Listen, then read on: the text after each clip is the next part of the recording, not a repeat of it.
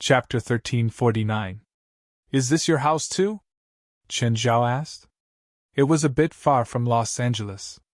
Rich people in America like to build houses far from cities, but this place was too far. It was at least 50 kilometers. Yes, the environment is nice, right? It was indeed nice. It was in a forest, and the surrounding trees had been planted and decorated. It was indeed nice. However, the villa wasn't very big. Perhaps it was to be close to nature, so it was only around 300 square meters. Flowers and plants were planted around it. But is it okay for you to live alone? Chen Zhao asked. After all, it was far from the city. It was dangerous to live here alone. Especially since Kefui Base was a super rich person. If she lived here, it would be hard for her bodyguards to stay here. Thank you for your concern, Kefui Base said. No one will disturb me here. Since she had already decided, Chen Zhao didn't bother to say more. After all, he was in no position to persuade her. People in America cared about their privacy. Even good friends wouldn't interfere with other people's decisions too much. Plus, Chen Zhao and Kefui Base only knew each other. Among Chen Zhao's many patients, Kefui Base was relatively easy to get along with. So, Chen Zhao didn't have any bad feelings for her. That was all. Even for friends like Steven or Rasfa, if they wanted to move to such a remote place, Chen Zhao would only tell them to be careful. He wouldn't try to persuade them not to live so far away. There aren't any beasts nearby, so there won't be any danger, Kefui Base said. The most dangerous ones aren't necessarily the beasts. With Kefui Base's intelligence, she could obviously tell that Chen Zhao was reminding her. It's getting late. I should leave. Are you staying for dinner? My girlfriend's pregnant, Chen Zhao said. She needs my company more. Kefui Base smiled. All right then, goodbye. If you feel uncomfortable, you can call me at any time. After you finish the painkillers I left for you, you'll be fine. Also, remember to wash up after exercising and wipe yourself dry. Don't let your lower body get wet. Goodbye. Chen Zhao nodded. Okay. I'll remember that. Bye. After Chen Zhao left, Cliff Base called Mansari. Mr. Mansari, I've moved to the suburbs according to your request. The rest is up to you. I don't want anything to go wrong. Of course, I guarantee you won't get hurt, Mansari said confidently. Kefui Base's original plan was to get Mansari and his intelligence department to help her find Oni's overseas account information. However, Oni was too careful. Even the intelligence department of the Anti-Terrorism Security Department couldn't find any relevant information. However, Mansari found out that Oni seemed to be in contact with some gang members. So he speculated that Oni couldn't wait and wanted to make a risky move to kill Kefui Base. Therefore, Mansari took the initiative to propose a bold plan to let Kefui Base move to another place without her bodyguards. He used himself as bait and waited for Oni to take the bait. Then Mansari arranged for someone to protect Kefui Base. To put it bluntly, this was a trap. That's smelly. Oni was so angry that he couldn't control himself. When he heard that Kefui Base and that Asian had gone to a villa in the suburbs, he almost lost his mind. She did it on purpose. She wanted to embarrass him. Every time he thought about how his wife was flirting with another man, Oni felt his blood boil. Even though he and Kefui Base no longer had any feelings for each other, they were only husband and wife in name. But as a man, he still couldn't tolerate something like this happening right under his nose. After smashing everything in the room into smithereens, Oni gradually calmed down. However, his expression became more and more hideous. Oni picked up the phone again. Hey Fernandez, how's your preparation? Don't keep rushing me. Fernandez roared. If you keep rushing me, we'll cancel our cooperation. $300 million. $300 million. I want you to kill that bitch in 3 days. Fernandez was silent for a long time. I'm not ready yet, he said. That woman has already moved to the suburbs. This is a once-in-a-lifetime opportunity, and she didn't bring any bodyguards with her. If we miss this opportunity, When she gets bored of living in the suburbs and moves back to her current manor, it won't be so easy to make a move on her. Fernandez thought for a moment. Wasn't that what he wanted? I'll do it as soon as possible. I have one more request, Oni said. What is it? Fernandez asked unhappily. I want that bitch's lover to die too, Oni said with a hideous expression. That's easy. I'll send someone to kill him after this, Fernandez said. No, I want to kill him in front of that bitch. What do you want me to do? Control that bitch first, then tell her to call her lover here. At this moment, Oni was frantically imagining the scene. The more he thought, the more excited he became. The more excited he was, the more he couldn't control himself.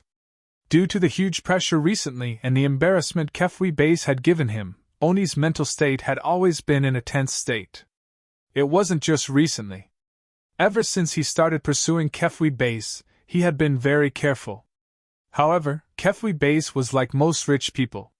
She didn't let love and marriage go to her head. She didn't give him any benefits in the prenuptial agreement. After getting married, Oni couldn't control his lower half and found more than 10 lovers outside.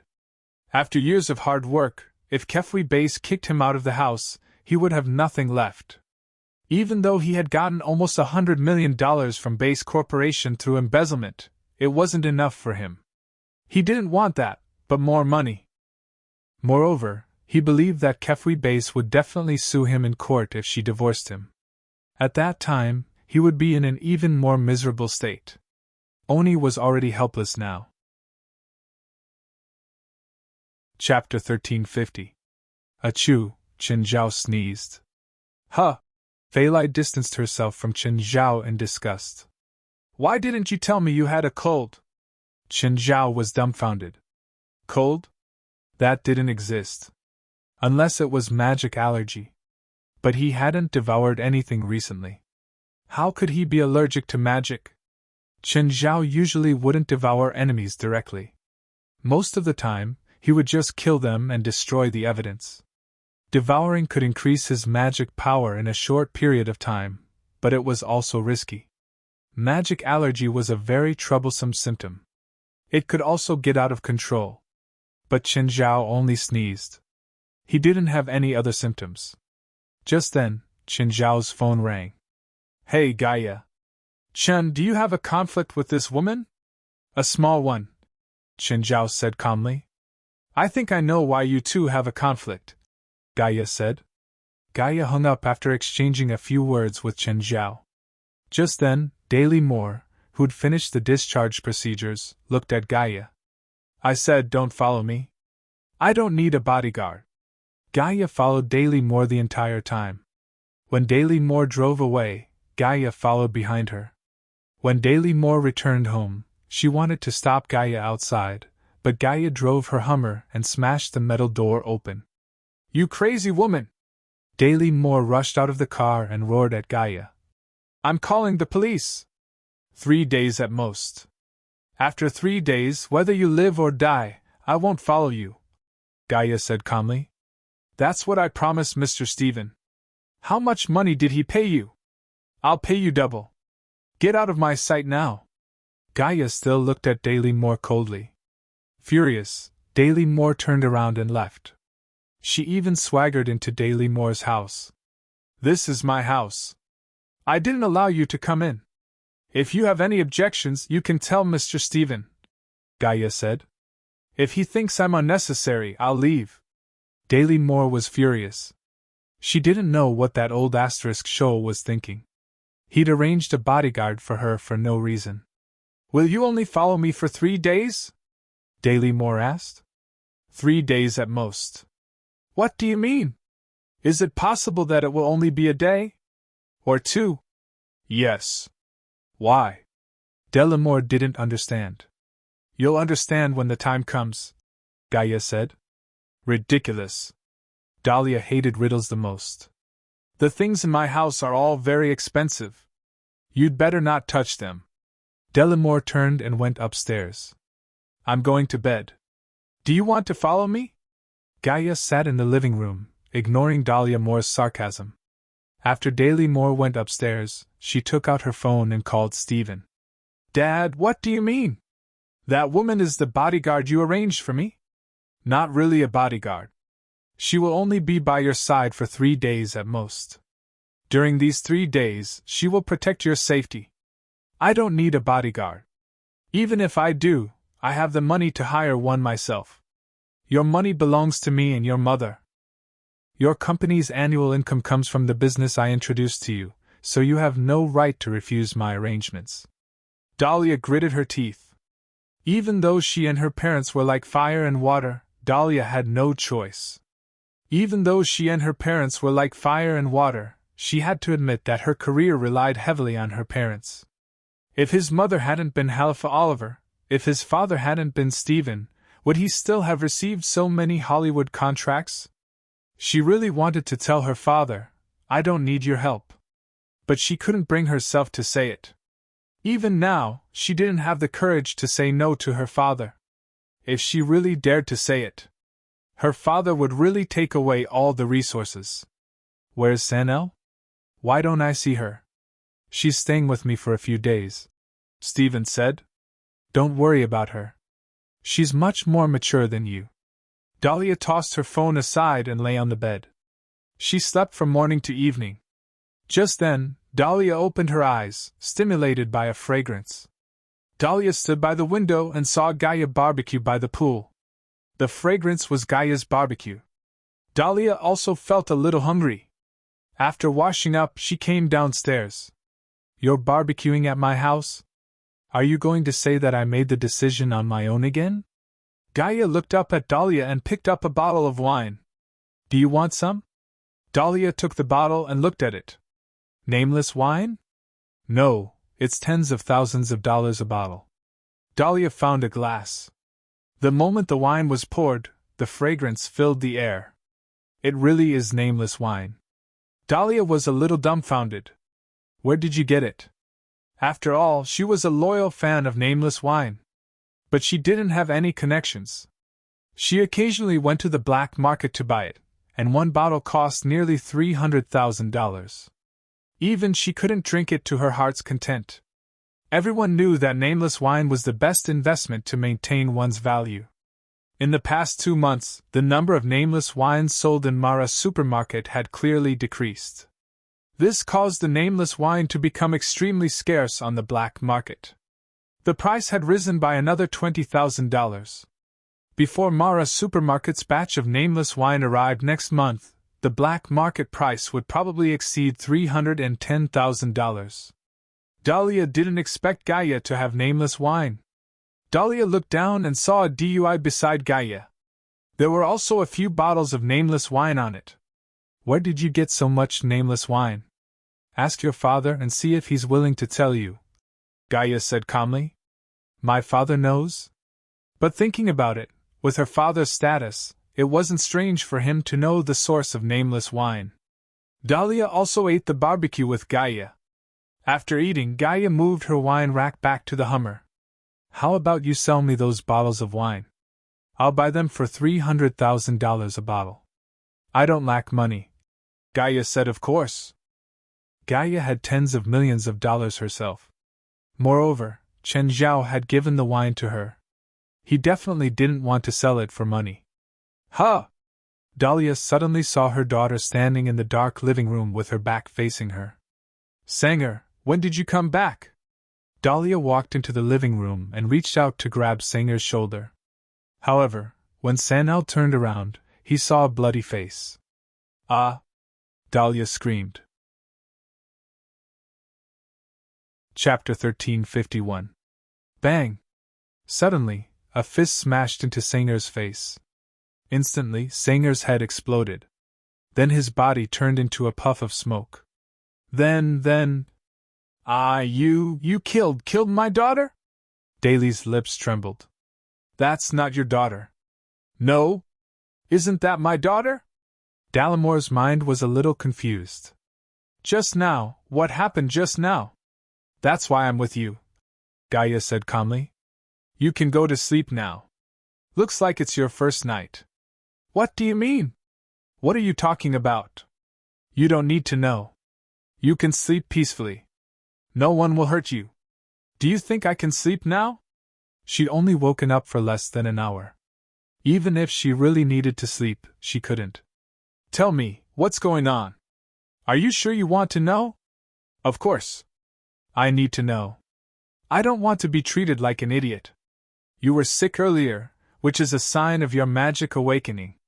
In the next 3 days, many evil spirits will attack you, so I need to protect you for 3 days, Gaia said. Seems like you'll attract evil spirits tonight. It'll save me some time. Daly's mind went blank. My father knows too. He only knows a little, Gaia said. Gaia sat back on the sofa. Sit down. Don't be so nervous. There aren't any dangerous evil spirits on the first night. I've dealt with them a few times before. Gaia had dealt with the second night's evil spirit attacks before. She'd felt quite relaxed then. As for the third night, the only time she'd experienced it was Norma's night. The evil spirit society had invaded, but everyone in the society had been there, including Chen Zhao. Gaia wasn't confident in facing the third night alone. Of course, if Gaia wasn't confident, she could bring people to the headquarters. However, it was only Daly's first night, so there was no need to make a big deal out of it. Just then, Daly screamed again. Outside! There are so many people outside! Gaia looked outside. There were indeed some faintly discernible figures. They were all weak spirits. Some couldn't even be considered evil spirits. These weak spirits did not dare to enter. They were waiting for the slightly stronger evil spirits to attack first, and then they would take advantage of the situation. At the same time, she was glad that she didn't throw a tantrum and chase Gaia away. Or rather, Gaia didn't leave because of her tantrum. Suddenly, the spiritual bodies outside scattered in all directions like birds startled by the mere twang of a bowstring. There seemed to be a hand in the darkness that was trying to capture those spiritual bodies. A chill ran down Dahlia's spine. What's wrong? What happened outside? Can't you see? A powerful evil spirit has come and is currently devouring those spirit bodies. When he is full, he will attack this place, Gaia said. I can only vaguely see a blurry shadow. Gaia understood. It was because Demon was too weak. Suddenly, Gaia pulled Daly more behind her, and the glass door in front of them shattered. Countless fragments shot in, and a 4 to 5 meter tall evil spirit charged in. At this moment, Dalymore finally saw the huge evil spirit clearly. That twisted face sent chills down one's spine. In fact, from Gaia's point of view, this evil spirit was bluffing. Any evil spirit from the association would be able to torture this fellow. Evil spirits were not necessarily stronger the bigger they were. Usually, an evil spirit could grow to such a size only after devouring dozens of evil spirits of the same size. But this evil spirit had only devoured a few ordinary spirits. How strong could it be? Gaia stepped forward and punched. The evil spirit screamed and shattered. Suddenly, Dalymore screamed behind her. 2 evil spirits had appeared behind her without her noticing. While Gaia was dealing with the evil spirit in front of her, they wanted to drag Dalymore away. Scram! Gaia's body instantly exploded with terrifying dragon might. The souls of the 2 evil spirits were instantly destroyed. Gaia's attack power had always been her strength. She was stronger than Hallie's and Norma. But perception had always been her weakness. Hold my hand, Gaia said, reaching out. Dalymore hurriedly grabbed Gaia's hand. Then, Gaia released a trace of magic power and sent it into Dalymore's body. But this magic power felt like a raging flood in Dalymore's body. Another evil spirit attacked from behind, but as soon as it touched Dalymore, its body turned into dust. There were too many attacking evil spirits. Soon, the magic power Gaia had lent to Dalymore was used up. But to Gaia, this bit of magic power was enough to destroy so many evil spirits. It was worth it. If she had to attack herself, it would consume more magic power. Dalymore watched Gaia's continuous battle and was secretly anxious. But she did not know how to help Gaia. In fact, this level of fighting was no pressure for Gaia. She even dared to go through the motions in Eduza's house. Dallamore's living room was already a mess.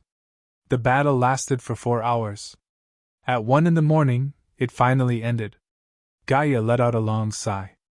Okay, it's over. You can rest in peace now. It's over? Yes, it's over. Gaia nodded. Are you going to leave? Dallamore asked, a little frightened. After all, she had just experienced the first supernatural event in her life. How could she sleep now? Yes, you're not in danger anymore. But I'm still scared. Didn't you always want to chase me away? Sorry. I didn't know, no need to apologize, Gaia said calmly. But after a moment of hesitation, Gaia said, if you encounter similar incidents in the future, you can ask Mr. Stephen to look for me. He has my contact number. Also, you have magic now, so you can learn some self-defense spells. Where should I learn? There are some spiritualists in LA. If you're willing to spend some money, they might be willing to teach you some magic. Of course, don't be tricked. Can you teach me? I can't. I don't know magic. We're not the same. Not the same? What do you mean? Okay, I really should go. Don't tell anyone about what happened tonight, not even your father. It won't do him any good. He's just a normal person.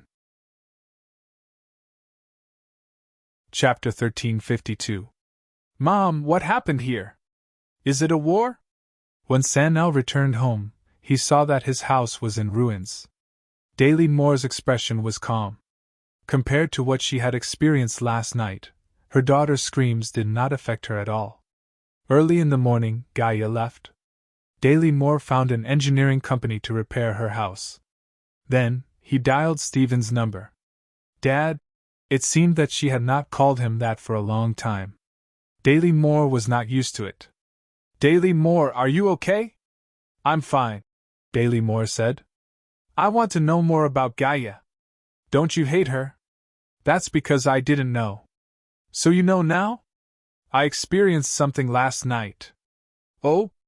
What did you experience last night? It's better if you don't know, Daly Moore said. A friend of mine introduced Gaia to me. She used to be an actress in my crew and was also the choreographer. But the crew has been disbanded. Then give me your friend's contact. No. Why? Because my friend hates you. What? Daly Moore's expression froze. Why does he hate me? Do I know the friend you mentioned? Do you remember that you were scared by a bear a few days ago and ended up in the hospital? Then, that friend is the owner of that place? That's right, Stephen said. I asked him to treat your illness, but he still hates you. Daly Moore was depressed. She had offended someone for no reason. You should also control your temper. My friend's temper is even worse than yours. He doesn't care who you are. If I didn't ask, my friend and even Gaia wouldn't protect you. Daly Moore was silent. No wonder Gaia was always cold to her. Should I apologize to that person? Maybe later. I'll take you there then. Stephen's tone softened again. After all, she was his daughter. He could not ignore her. Mr. Mansari, are your people here? Kefwi Base looked at the military vehicles behind them. There are still 20 people. They have already spread out in the forest around the villa and have begun to make arrangements. Mansari said. The 20 people in front of you are hiding in your villa to protect you. Are you sure they can protect me? Although Kefwi Base agreed to use her as bait, that was under the premise that she was absolutely safe. Every rich person cherished their life, and Kefwi Base was no exception. The reason why she agreed to Mansari's plan was mainly because she didn't want to drag things out. Every day, the person by her bedside was thinking about how to kill her, which also made Kefwi Base unable to eat or sleep well. That was why she made up her mind to use herself as bait. Get rid of your bodyguards, and leave your life in the hands of Mansari and his counterterrorism security department. Boss, I've already set it up. I guarantee that not even a fly can fly in, Tommy said. After following Mansari into the anti-terrorism security department, Tommy became one of Mansari's confidants and took over the Anti-Terrorism Operations Command Center. He was responsible for arranging and deploying anti-terrorist operations. Tommy himself was also a professional. Unlike India, Tommy had participated in the operation to hunt down the king of terrorists. It could be said that the fall of the king of terrorists was inextricably linked to Tommy and his team. Okay, I don't want our employer to suffer any harm. Don't worry, boss. Even if they send an army over, I won't let them return. Miss Kefwi, I'll leave this walkie-talkie to you. If you have any problems, you can communicate at any time. Okay. I should go too. Aren't you staying here? Kefwi Base asked. It doesn't matter if I'm here or not. Your defense here is close to a war fortress. For this operation, I provided the ammunition needed for a war. Don't worry, I won't let you lose money. Kefwi Base didn't have much else, but she had a lot of money. For people without money, their biggest problem was how to make money. For people with money, their biggest problem was how to spend it. Kefwi Base had a lot of money.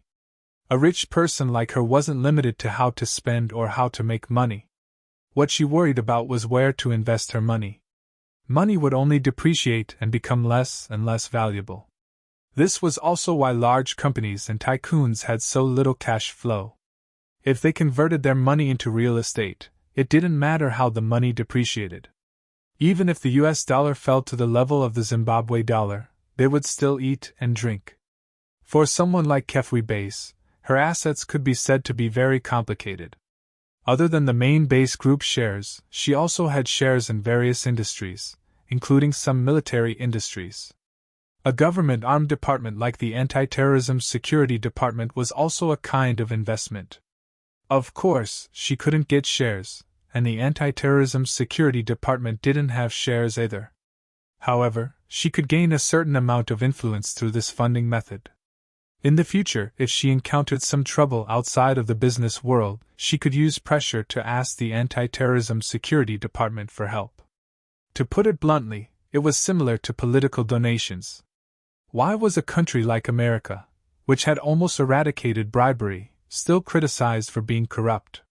It was because large financial groups had the right to bribe. They didn't say that the money was bribery, but in the name of donation, which was legally allowed. Mr. Fernandez, you're finally here. Oni finally saw Fernandez and his team members. The trucks stopped one by one, and Oni looked at them. What's in them?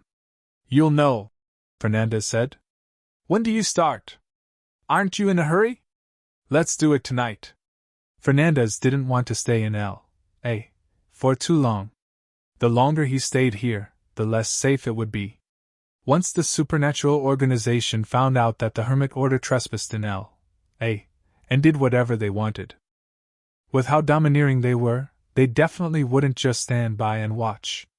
No matter how proud Fernandez was, he wasn't arrogant enough to think that he could go against this supernatural organization. Chapter 1353. Mr. Fernandez, won't we attract too much attention if we drive so many trucks there? Oni asked worriedly. What? Are you scared? Fides glanced at Oni, who was sitting beside him. How could he not be scared?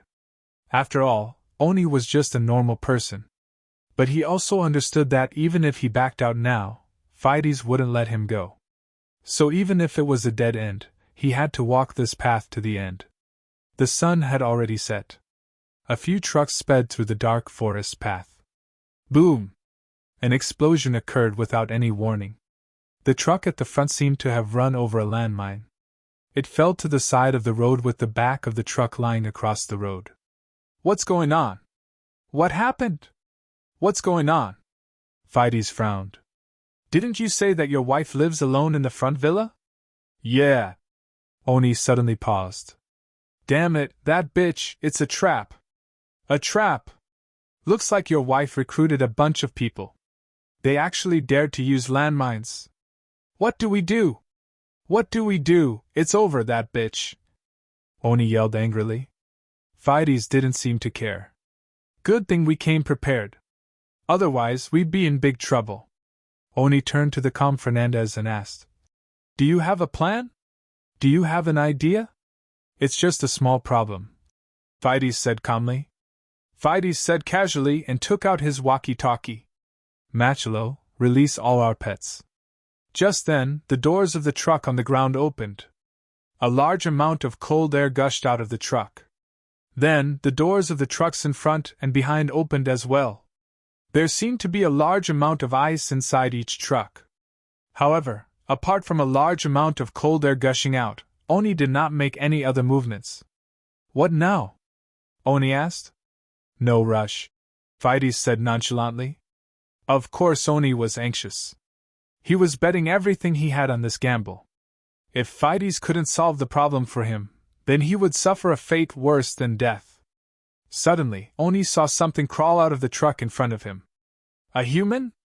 It had gray skin and looked like a human at first glance. However, that thing looked like some kind of wild beast. The thing stood up and turned to the truck in which Oni and Fides were. A second, a third, a fourth. More and more monsters came out of the carriage.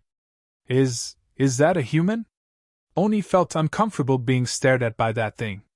It looked like a human being, but it was bulging and squirming. A tentacle stretched out from its mouth, stretched its chin, and rolled its eyes. Liquid flowed down the side of the creature's mouth. Do you remember what we were doing the last time we met? Felix asked. What were you fishing for in the sea? Oni was reluctant to recall the last time they met. At that time, Oni and a few models were having fun on the yacht when they encountered Fides and his men at sea. The models were given to Fernandez, and Oni paid a ransom of $5 million for them. Fides kept his promise and let him go. He even gave Kieran his contact number. It's to fish out these things. To be precise, it's to fish out the parasites in their bodies. Then, what exactly is Nana? Chromis egg, Felix said. They can live on most organisms, of course, most of them are animals, said Fides. As he spoke, Felix took out a container from under the seat. There was a creature as thick as an arm inside. It was obvious that the creature was alive. Oni moved his butt subconsciously. He did not want to get too close to it. Felix pressed his palms on both ends of the container. The creature squirmed a little, and the Chromis parasites all turned around as if they had received some kind of message. This is the mother's body. Controlling it means controlling all of Chromis' offspring, Felix said. Where did it come from?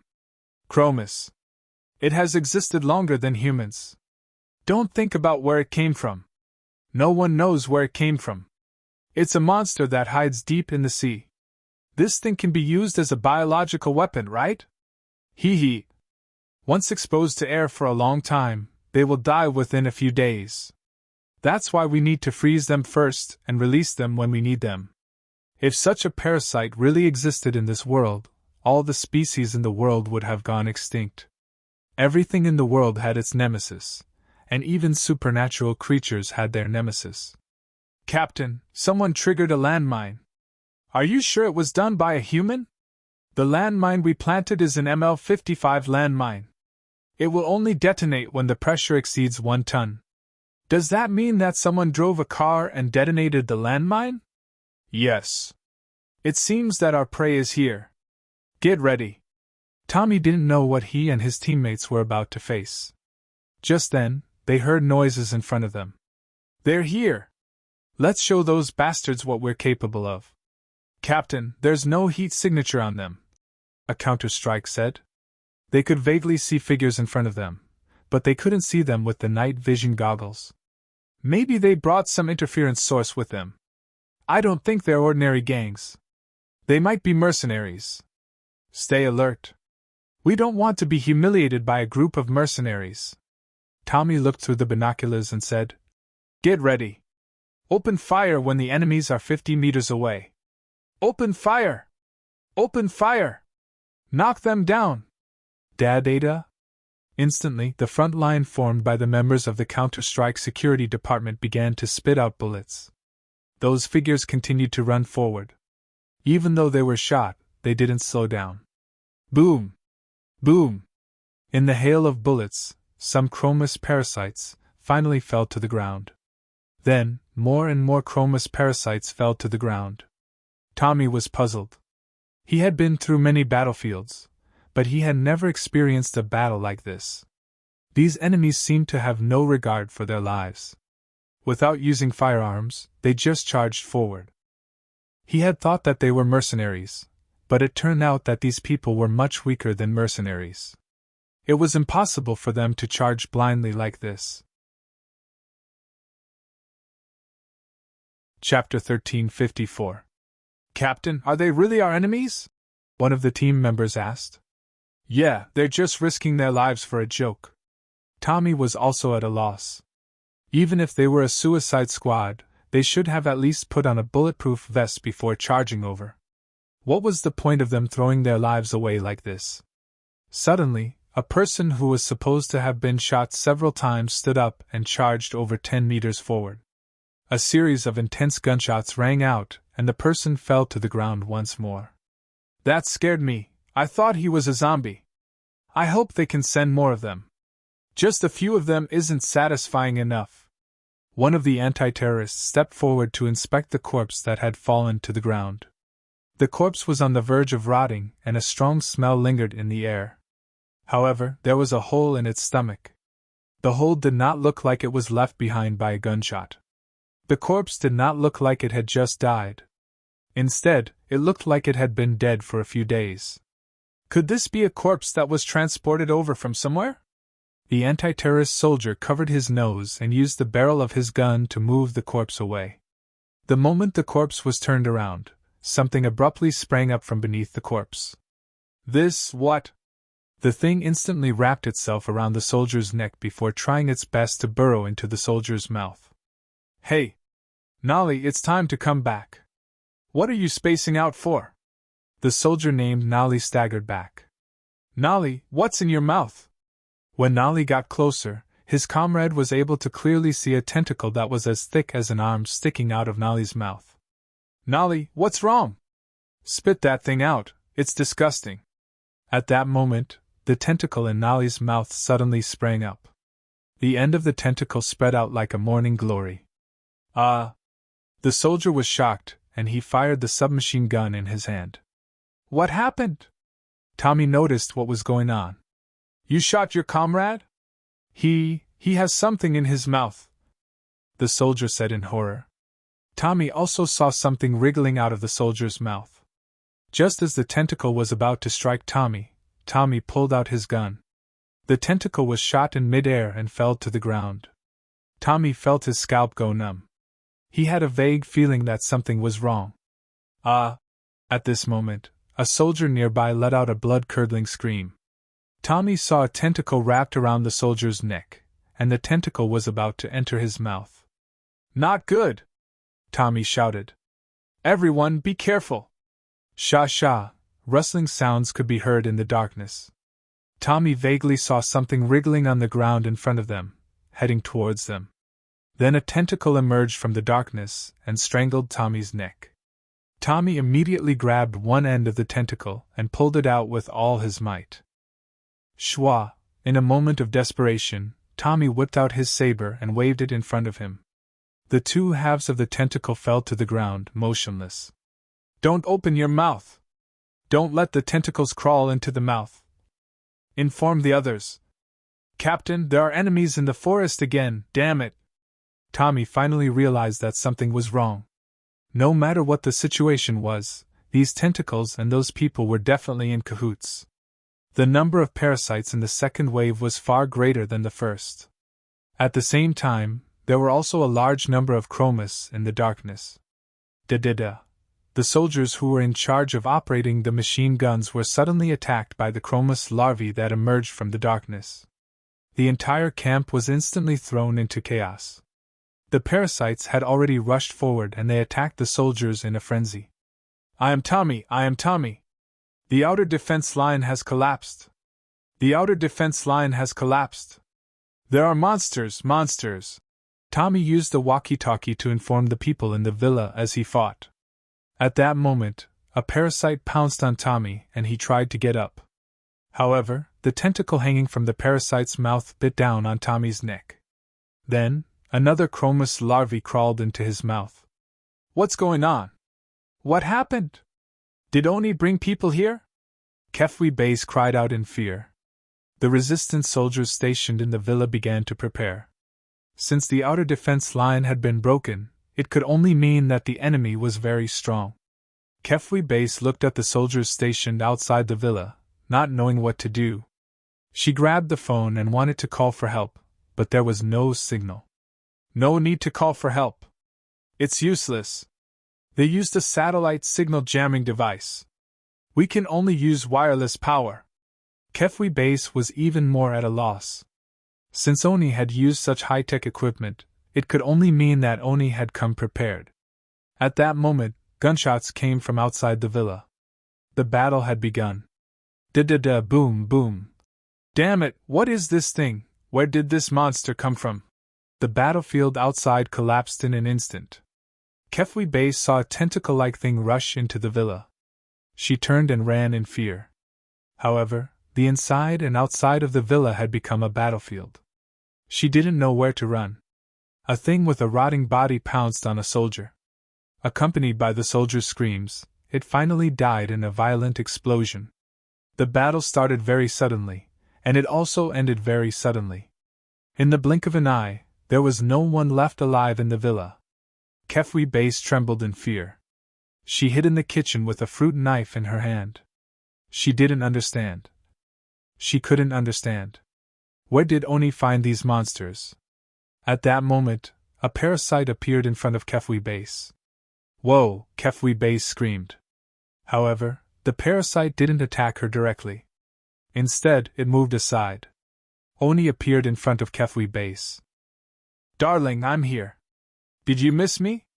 Oni stood beside the parasite, but it didn't attack him. You! Don't come over! You monster! Kefwi Base waved the fruit knife in her hand. Oni was extremely happy. He'd never felt so happy before. He finally didn't have to swallow his anger in front of Kefwi Base. He no longer had to grovel in front of Chloe Base. He didn't even dare to say anything when Kefwi Base openly cheated on him. Did you come over yourself? Or should I have them drag you out?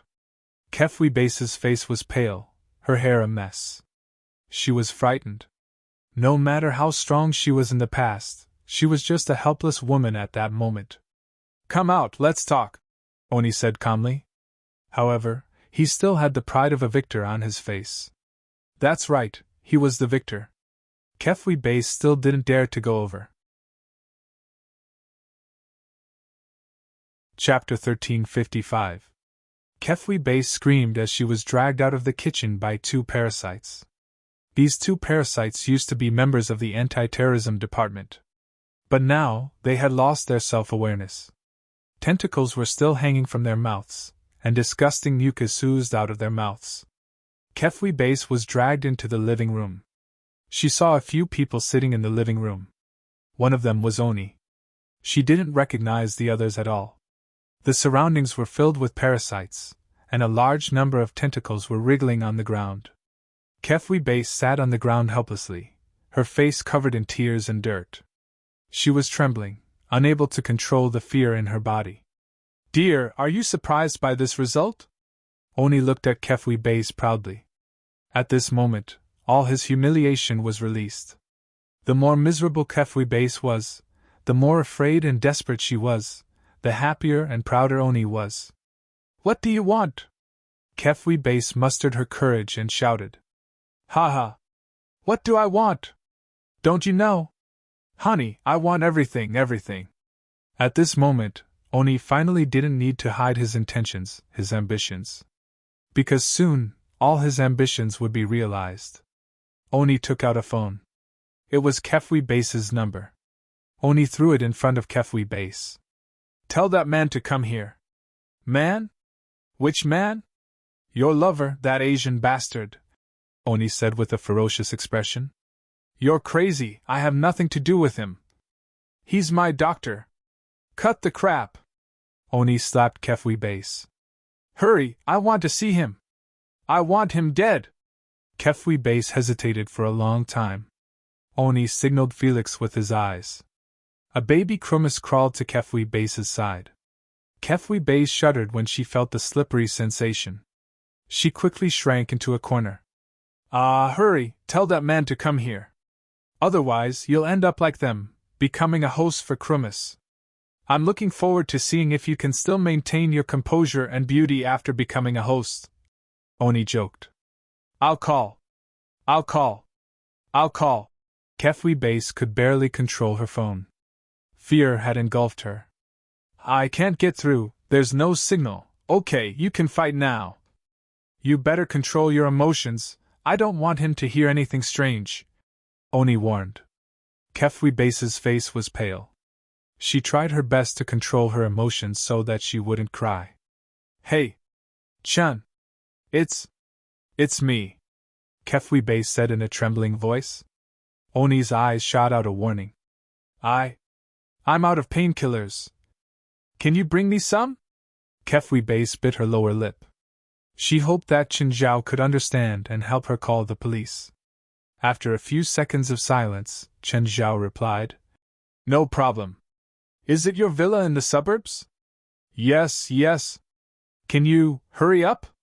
Okay, Chen Zhao said. I'll get there as soon as possible. Bear with the pain first. After hanging up, Kefwi Base looked at Oni with fear in her eyes. He said to come as soon as possible. Oni crossed his legs and ignored Kefwi Base. Then, he said to Felders and the others, After this is over, how about you stay in LA for a few more days? I'll arrange everything for you. No, Felders answered almost instinctively. Oni was confused. Do you hate LA that much?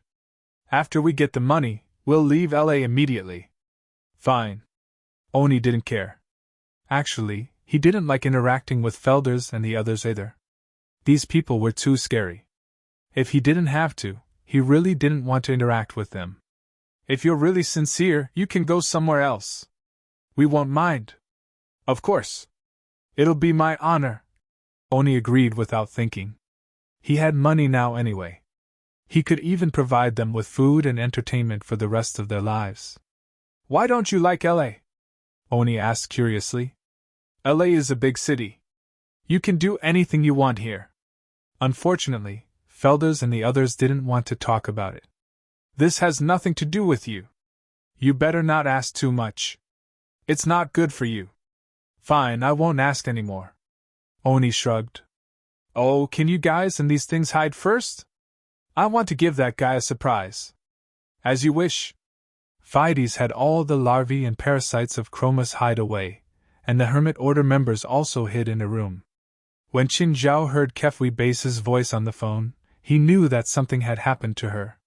She also told herself that she'd finished her painkillers. According to her calculations, the painkillers could last her until she recovered. Qin Zhao drove to Kefwi Base's house. He could already smell the thick smell of gunpowder and blood. Of course, there was another smell apart from the gunpowder and blood. Qin Zhao wasn't unfamiliar with this smell. It was the smell of corpses. Not fresh corpses, but ones that had been dead for a few days. Qin Zhao didn't know what had happened here. However, he still hoped that Kefwi Base was still alive. After parking the car at the door, Qin Zhao walked straight into the house. Along the way, there were large amounts of bullet casings and guns, as well as some minced meat. For a moment, Qin Zhao couldn't tell what the minced meat was. Qin Zhao touched his nose. The smell here was really bad. When Qin Zhao walked in, he saw Kefwi Base sitting on the ground. Oni was sitting on the sofa with his legs crossed and his arms open, as if he was the owner of the place. Ms. Base, I'm here, Qin Zhao said. Seeing that Qin Zhao had come alone, Kefwi Base's face was filled with disappointment. You came alone? Yes, how many people do we need to treat her? Kefwi Base had completely given up. She'd hoped that Qin Zhao could understand her. Unexpectedly, Qin Zhao didn't think deeply at all. Asian bastard, did you not expect that we would meet under such circumstances? Oni was still sitting firmly on his seat. Qin Zhao glanced at Oni and was about to help Kefwi Base up. Oni charged forward and swung his fist at Qin Zhao. With a backhand slap, Oni fell to the ground. Qin Zhao helped Kefwi Base up. He could feel her body trembling. Chapter 1356. Fernandez. Mr. Fernandez. Come out now! Oni yelled. Just then, Fernandez and the others walked out. Oni became even more arrogant when he saw Fides and the others. Asian bastard, I want you to die a horrible death! Oni roared. Chen! Run, run! Kefwi Bus yelled. Narrowing his eyes, Chen Zhao looked at Fernandez and the others. I think I've seen you guys before. Let me think. Where have I seen you before? However, when Fernandez and the others saw Chen Zhao, their expressions all changed. They didn't expect that the person they'd been trying so hard to avoid would actually be here. It was Oni who took the initiative to call him over. Mr. Fernandez, tell those monsters to bite off his limbs. Hurry! Oni didn't notice the expression on Fernandez and the others' faces. Seeing that they weren't moving, Oni urged again. Mr. Fernandez, hurry up. Shut the fuck up! Fernandez roared. Mr. Fernandez. You! Oni didn't understand. They'd been having a good time just a moment ago. How come Fernandez was talking to him so viciously now? Fernandez only felt bitterness in his mouth. Sir? Looks like we've really met before. Chen Zhao couldn't remember where he'd seen Fernandez. He just felt that he looked familiar, but he couldn't remember where. I don't care where you're from. Don't you know that L.A. is my territory? Kefwi Bus looked at Chen Zhao in surprise, then at the bitter expressions of Fernandez and the others. Suddenly, some hope rose in Kefwi Bus' heart. We'll leave now. We promise you that we'll never step into L.A. again. Kefwi Bus remembered what they talked about earlier. They didn't seem very willing to come to L.A. Was it because of Chen Zhao that they weren't willing to come?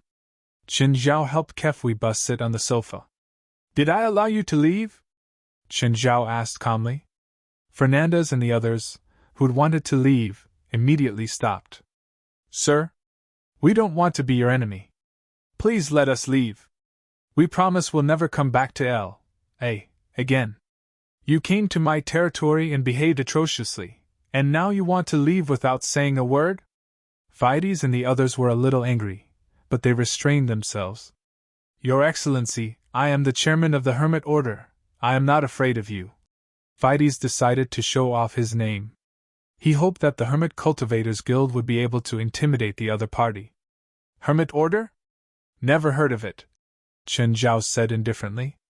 Leave your head here and do whatever you want. Leave his head behind and do as he pleases? If you don't give me a chance to live, then let's fight. Fides suddenly growled and channeled his mana into the container in his arms. In an instant, Chroma's parasite that was hiding outside the villa rushed into the villa. Careful! Kefwi Base exclaimed. She had always been tense, and what she cared about the most were the Chroma's parasites and the larvae. However, in the next instant, a blade appeared out of nowhere and exploded around the room. Countless blades appeared out of nowhere, instantly dismantling the entire villa. Be it the Chroma's parasites or the larvae, they were all pierced through in an instant. Everyone was dumbfounded. Even Fides and the others were shocked by this scene. What kind of magic was that blade that suddenly appeared? The 1,000 stone swords returned and gathered above everyone's heads. They were like the sword of Damocles, aimed at everyone's head. You said you want to fight me, Chen Zhao said indifferently. Come, who will start first? One of the hermit cultivators raised his head to look at the sky, then shouted. Allow me! The next instant, a stone sword fell from the sky and pierced through the person. Instant kill. Chen Zhao couldn't make 1,000 stone swords do different movements at the same time. However, controlling a single stone sword was like drinking water to him. The second one, come. Your Excellency. Are you going to kill us all? You should be prepared to behave atrociously in my territory. The North American Light Society was like this, and so are you. Fides suddenly took out a container and smashed it on the ground. In an instant, the main body of Chromus in the container suddenly swelled up, swelled up, swelled up. In the blink of an eye, the main body of Chromus turned into a huge octopus monster. Kefwi Base screamed in fear. Let's go! Fides shouted. He wanted to use this chance to escape. A god of otherworldlings. However, this god of otherworldlings wasn't very strong. Go away! Qin Zhao punched the main body of Chromis. Whoosh! The main body of Chromis was instantly shattered by the terrifying power. Qin Zhao looked at the escaping Fides and the others. Darkness suddenly swept over. Kefui Bei saw something wriggling in the darkness. It looked like liquid, but because it was night time, she could only see red lines rolling in the darkness. The screams stopped and everything returned to silence. Okay, it's over, Chen Zhao said indifferently. At the same time, he lifted his hand and the stone sword hanging in the sky disappeared. Kefui Bei had experienced the ups and downs of her life tonight. Oni was the same. Just a little bit. Just a little bit more, and he could reach the peak of his life. But in the end, he'd destroyed everything with his own hands. He never thought that he'd ruin everything with his own hands. Suddenly, Kefui Bei hooked her arms around Chen Zhao's neck. She tiptoed and kissed him forcefully. However, Kefui Bei seemed to know that Chen Zhao would refuse. She didn't get too greedy and stop there. As for Oni beside her, she didn't care about his feelings at all. Chen Zhao wiped the corner of his mouth and glanced at Oni. Oni lowered his head. Even though he was burning with anger, he didn't dare to show it.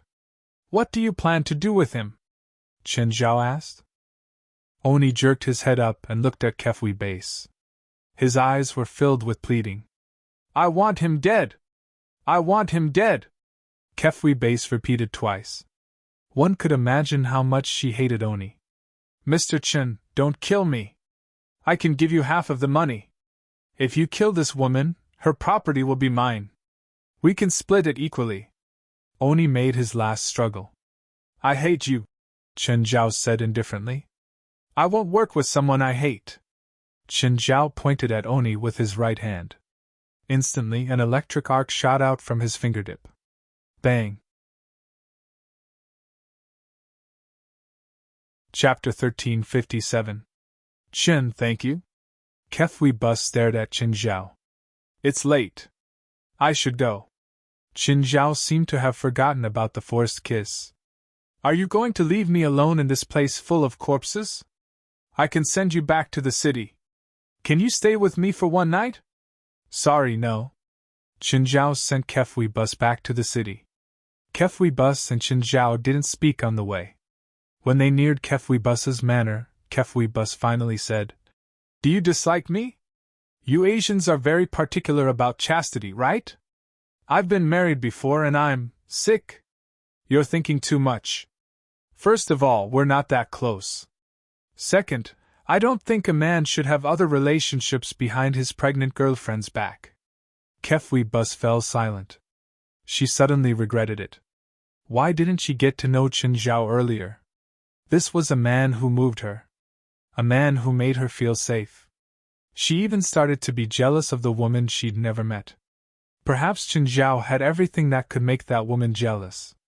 But that woman had a man who was willing to be loyal to her.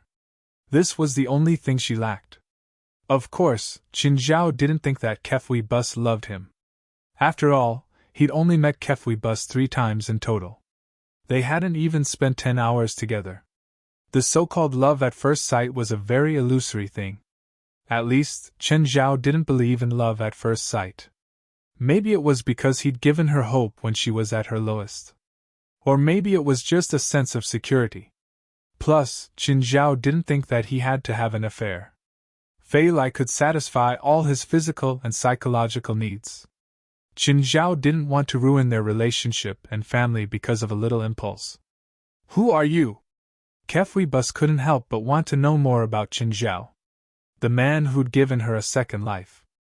A medical professor and a legal doctor from the UCLA branch, Chen Zhao said. What else? Spiritualist. Like just now? More or less.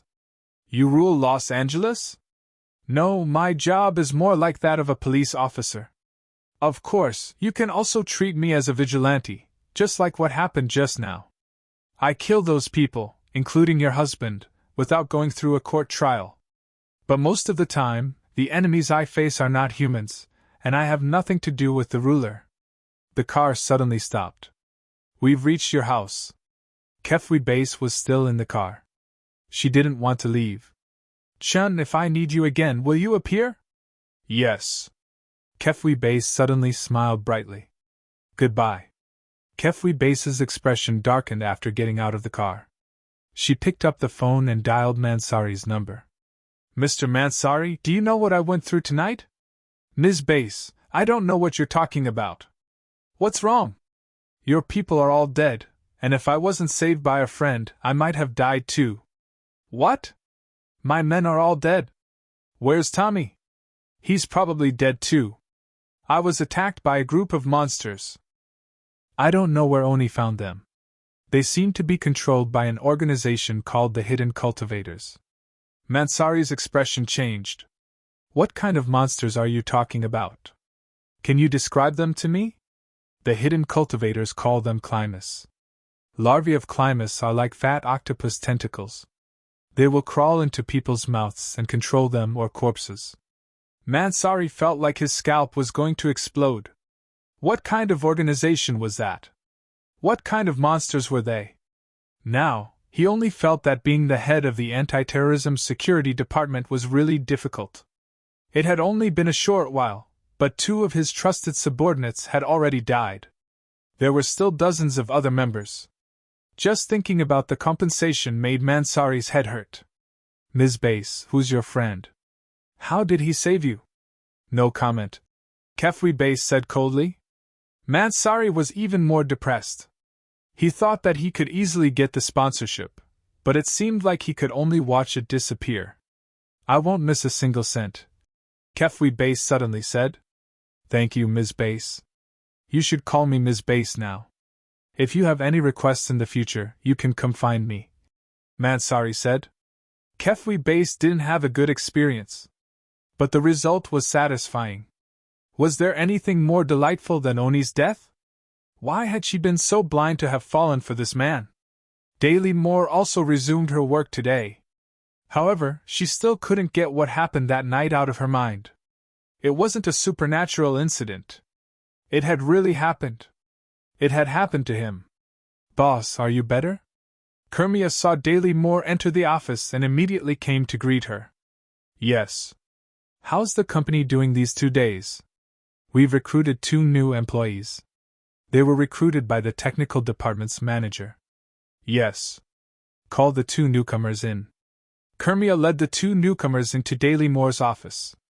Daily Moore looked at the 2 newcomers. Kermia said, Introduce yourselves. Boss, I'm Nawat Singh. I graduated from Caltech. Boss, I'm Andy Figos. Singh, are you a Roma? Daily Moore looked at Nawat Singh's dark red hair. The Roma were actually gypsies in the eyes of ordinary people. However, they considered the gypsies to be a form of discrimination and humiliation, so they called themselves the Roma. They were mainly distributed in Europe and North America. Most of them had abandoned their original identity and customs. Singh was a more common surname among the Roma. Yes, boss. I heard that all the Roma know divination. Is that true? Boss, that's just a rumor. In the eyes of the world, the Roma were the symbol of uncleanliness. They did all the dirty jobs. Every man was a thief, a pickpocket, a beggar, or a human trafficker. Every woman was a witch or a prostitute.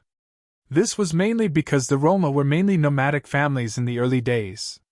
It's fine, Daily Moore said. I just want to get to know you. Then, go back to work. Nawat Singh glanced at Dahlia before turning to leave the office. Kermia, find me Nawat Singh's file. Chapter 1358. Nawat Singh was born in a very ordinary family. She was currently single, 28 years old, graduated from California Polytechnic State University. She had 5 years of work experience.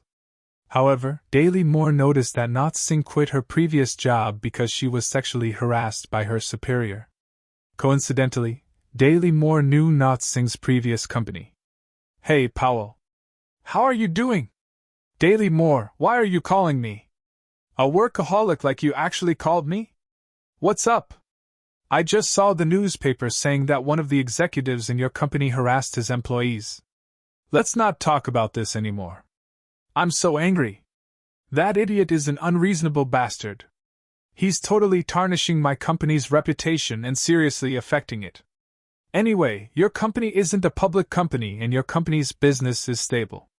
After the incident, that person jumped off the building where my company is located. I even paid a hefty sum of compensation. Huh? Jumped off the building? Is that necessary? That's why I said he's an idiot. Come out for a meal when you're free. After some pleasantries, Daly Moore hung up the phone. In the afternoon, Daly Moore saw Naut Singh eating lunch alone in the dining room. Daly Moore took her lunch and sat beside Naut Singh. Hi, Singh. I guess I can call you that. Naut Singh raised her head and looked at Daly Moore in surprise. Boss. Alone? I don't know anyone in the company, Naut Singh said. Are you used to the company? It's all right. If you encounter any harassment in the company, you can tell me immediately. Naut Singh looked at Daly Moore in surprise. She heard that her boss had always been rude and overbearing. If there was a conflict between the employees in the company, she would never care who was right or wrong. She would punish everyone.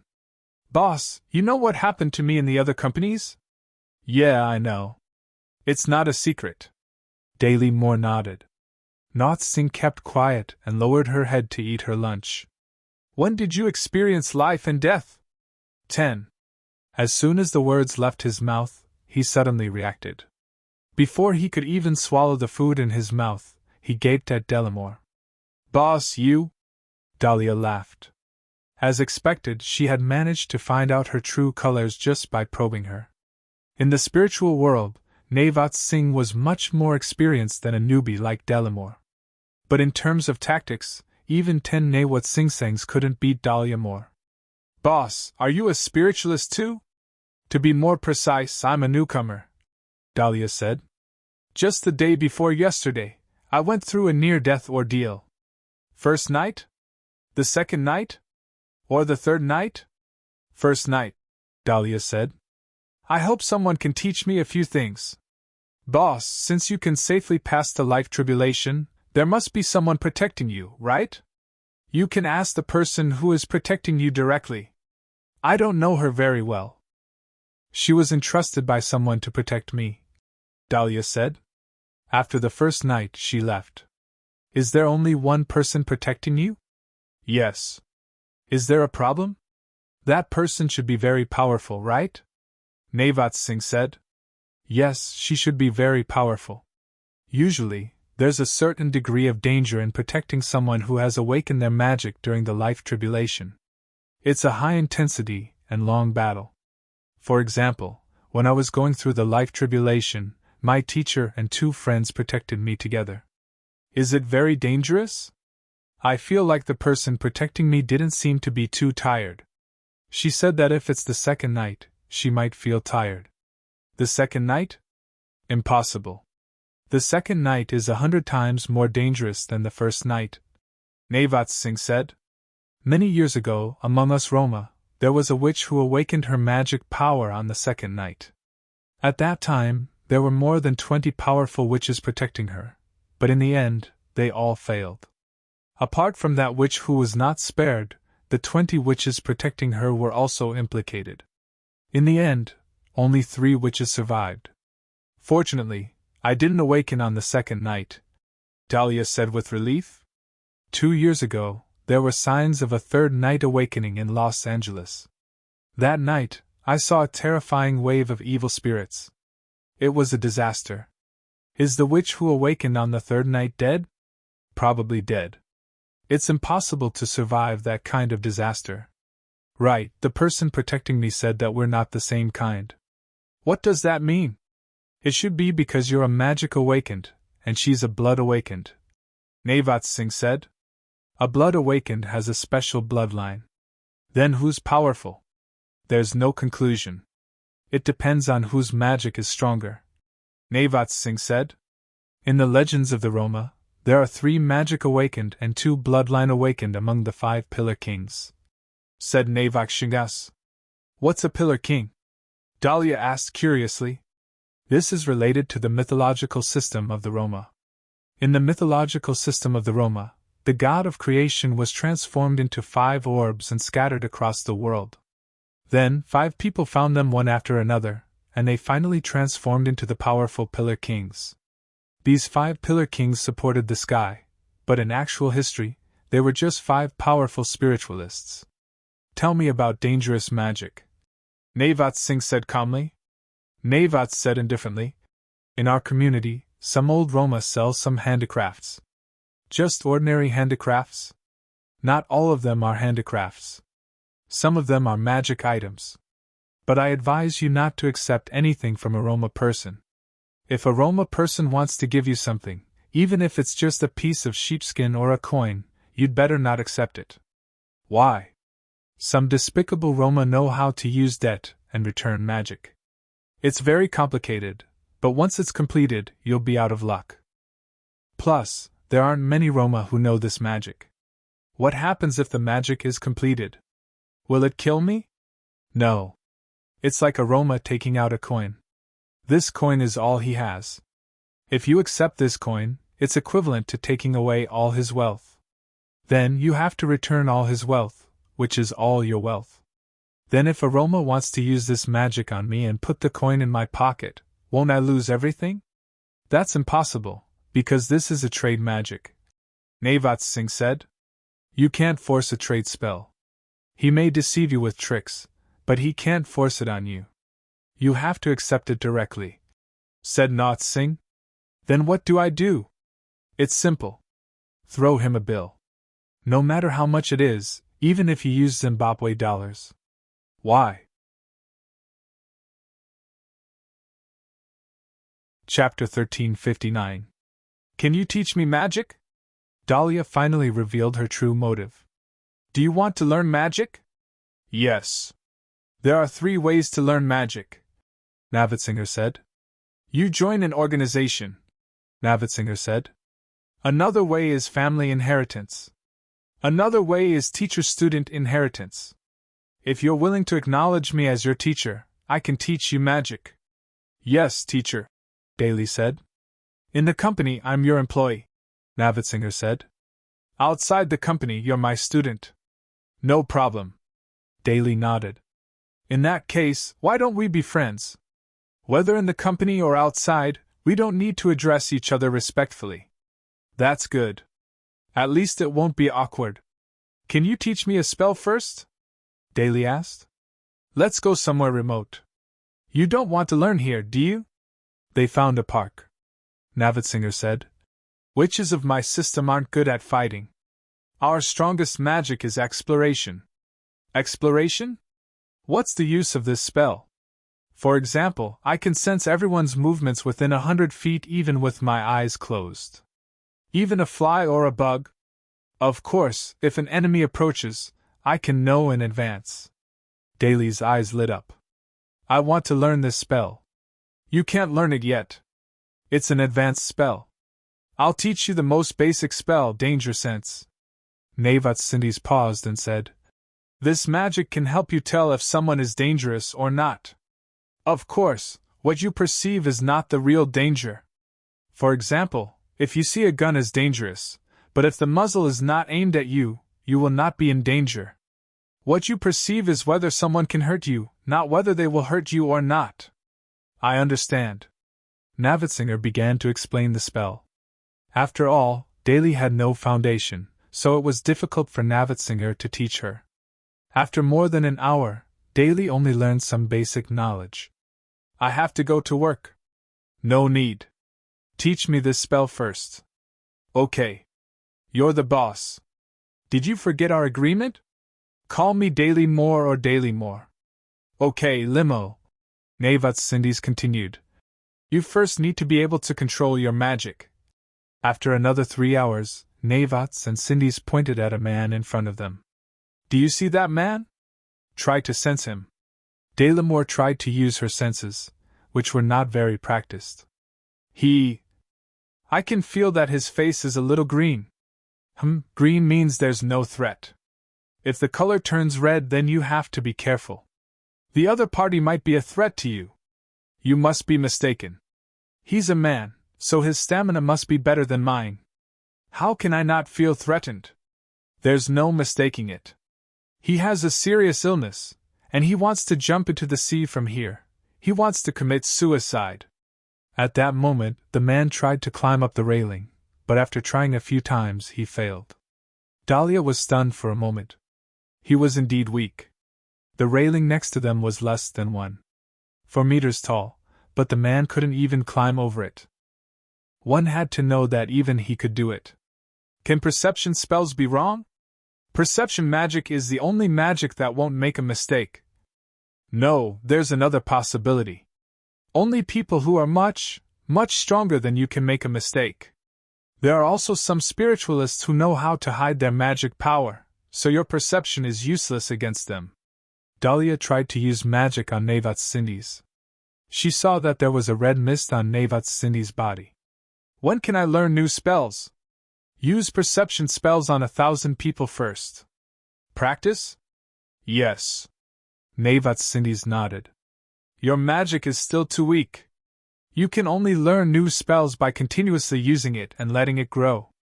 Boom, boom, Chen Zhao was being attacked by a missile.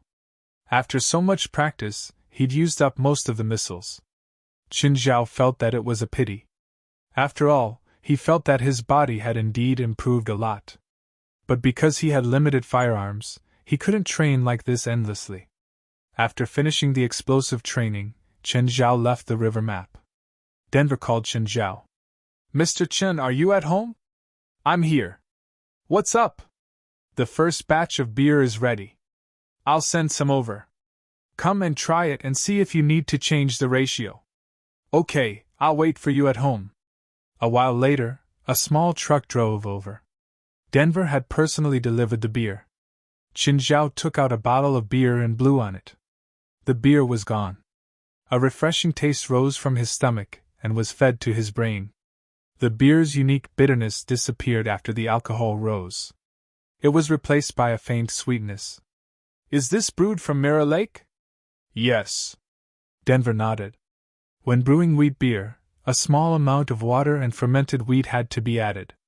Chen Zhao was very satisfied with the taste. It's better than I imagined. What do you think? I don't want to drink any other beer now. Denver was also in a good mood. After all, the taste of the beer determined their development plans. More? I'll bring some to my friends, Chen Zhao said. Then I'll bring 20 more cases. Is that enough? Denver asked. Yes.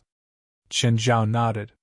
After Denver left, Chen Zhao put away the first batch of beer. Fei Lai really liked beer. Because of her pregnancy, she hadn't had it in a long time. If they released their own beer now, she probably wouldn't be able to hold it in. Plus, Jerlin dared to put anything in her mouth. If the beer was placed in the open, Jerlin definitely wouldn't let it go. Chen Zhao didn't want his daughter to become a little drunkard. Fei Lai, I'm going out for a while.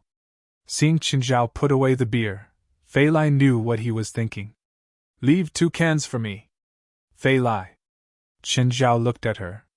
I haven't had beer in 7 months. Now that our own beer is out, can I have a taste? Chapter 1360. Fei Lai was just craving for food. She also knew that she wouldn't drink too much now. It was enough for her to keep one for herself. Chen Zhao drove the truck out. On the way, someone asked, Stephen, are you home? Are you coming over? My brewery has already produced a test product. I'm looking for you to test it. Call Rasfa too? Perfect. I'll call Rasfa now. Rasfa arrived at Stephen's house before Chen Zhao. When Chen Zhao arrived, Stephen and Rasfa had already started drinking by themselves. Hearing the car, Rasfa ran out immediately. Chen, where's your beer? In the car. Carry it yourself. Fuck you, how old am I? You want me to carry beer? Chen Zhao carried 2 boxes of beer from the car. It's not hard for you to carry 1 box. If you can't even carry 1 box, go home. We're not going home until we're drunk. Rasfa had no choice but to carry a box of beer. Ever since he'd become 20 years younger, and Chen Zhao had taken care of him, he'd become much healthier. Even his personal health consultant couldn't believe that he was so healthy now. Stephen was barbecuing in the backyard. Before he even reached, he could already smell the thick aroma of meat. Fuck, I stole the meat that Stephen is barbecuing from my house. I'll go steal some from your house sometime, Rasva said shamelessly.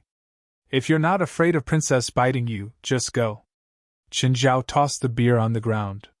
He picked up a piece of barbecued meat and stuffed it into his mouth. Don't eat too much, Stephen complained. I only have a few pieces of meat, and you ate so much in one bite. You took it from me, Chen Zhao said, widening his eyes. It's with me now, so it's mine. Stephen wasn't embarrassed at all. He spoke confidently and picked up a can of beer to drink. Yeah. Delicious. Just a few boxes? That's enough? The three started drinking. As they ate, they didn't forget to insult each other. Stephen, how's the editing going? It's 70% done. I think it'll be done in another week, and it should be out in June, Stephen said. When's the earliest it can be released? Chen Zhao asked. A few more months of publicity, Stephen said. But I think it's better to wait for Thanksgiving or Christmas. No, the competition between these two festivals is too fierce, Rasva said. Do you think I'm afraid of competition? Stephen said loudly. It was as if he was declaring his strength. It's better to be careful. There's no need to take risks, Rasva said. After all, he did not know about the lucky gold coin. Also, if we choose to release it at these two times, our show times will definitely be reduced, Rasva said. Ideally, it'll be released on the weekend before Labor Day. Labor Day was on the first Monday of September in the United States, and it was a legal holiday. It just so happened that the movie that was released on the first weekend could be extended by 1 day. After all, when a movie was released, there was a huge difference between the box office during the holidays and during the working days. But 3 months of publicity is too short, Stephen said. Since PLM is a distribution company, they should at least give enough publicity. Chen, what do you think? Stephen looked at Chen Zhao. He thought that Chen Zhao would support him. After all, Chen Zhao knew the inside story. I'm a layman, Chen Zhao said, unconcerned. You guys can decide. Oh, I didn't see Fei Lai at your house last time, Stephen said. Did you lend it to someone else? It's sunk. Chen Zhao grinned. I knew it. Second-hand yachts are unlucky, Stephen said. You shouldn't have bought a second-hand yacht. Chen Zhao touched his chin. He was a spiritualist, so he believed in such things. Luck was something that could not be seen or touched, but Black Ma and White Ma were experts in this field. It seemed that if he bought a yacht or plane in the future, he should not buy second-hand stuff. Fei Lai was a good buy, but it wasn't worth it if he used it for a long time. He used it for a year, and then it sunk into the sea. I plan to book a yacht too, Chen Zhao said. Seagate is a good company. It's cost-effective. I recommend that you consider them. Do you have Seagate's contact information? Yes. I'll give you their product manager's contact information, or I can ask them to contact you directly. Okay. It's good to buy a yacht. At least it's more stable, Rasva said. The financial market is terrible this year. Wall Street's money is flowing into Hollywood like crazy. They're willing to shoot any movie. Won't they lose money if they shoot a movie? Chen Zhao asked. How can Wall Street's elites not know? Chen Zhao was not in the film industry, but he knew that Hollywood was the world's largest film production base. Only 5% of Hollywood movies could make a profit. The other 5% didn't lose money. The other 90% lost money. As long as it's done well, the movie won't lose money, Rasva said. For those people, not losing money is a profit. But the channels are all controlled by the Big Six, so most of the money is flowing into them. As long as they see a good project, those Wall Street tycoons will rush over like crazy. I heard that too, Even James got a big project with a budget of $180 million, Stephen said. However, he didn't look too happy. Instead, he looked worried. James is too impatient. If he can calm down, he can take a mid-range project with a budget of tens of millions first. It'll be good whether it makes money or not. But it's too dangerous for him to take such a big production for his second movie. Didn't you remind him? Chen Zhao asked. How do I remind him? Tell him that you shouldn't take the project? With Stephen's status, it was indeed inconvenient for him to say it. Even if Stephen did, James might not appreciate it. Instead, he might think that Stephen was suppressing him or jealous of him. If James didn't suffer a huge setback, he probably wouldn't realize it himself. If it was a small or medium-sized project, it was easier to recoup. At least, it could break even if it was done properly. But an investment of $180 million would require at least $500 million in the world to recoup the cost. If such a large investment failed, it would be a huge loss. Any company would suffer a huge loss, and the reputation of the director would also be greatly damaged. Rasva's foundation was still too shallow. He only had one successful movie now. Chapter 1361. Don't they say that when the economy is bad, rich people will invest in industries? It's not that easy to invest in industries. Taking out tens of millions of dollars to invest in a beer factory is child's play for the rich on Wall Street. It won't solve the problem of having too much cash. Even if they invest in industries, they won't invest in something that hasn't been discovered yet. Hollywood is currently the most promising and proven profitable project. Of course, they'll focus on Hollywood. Of course, this is only the investment projects that we can see. There are some projects that we don't know about or are illegal investments. Is blindly investing better than keeping the money in your hands? Qin Zhao still didn't understand. At least, Qin Zhao couldn't understand the logic behind it. The big shots on Wall Street definitely knew more than him. They might be crazy, but they weren't stupid. It was just like how Qin Zhao had invested in the beer factory because he knew that he could make money. To Qin Zhao, their investment was ridiculous, but who knew their true intentions? Nevertheless, this was just a casual conversation at the table for the three. The three talked about their own things, eating and drinking.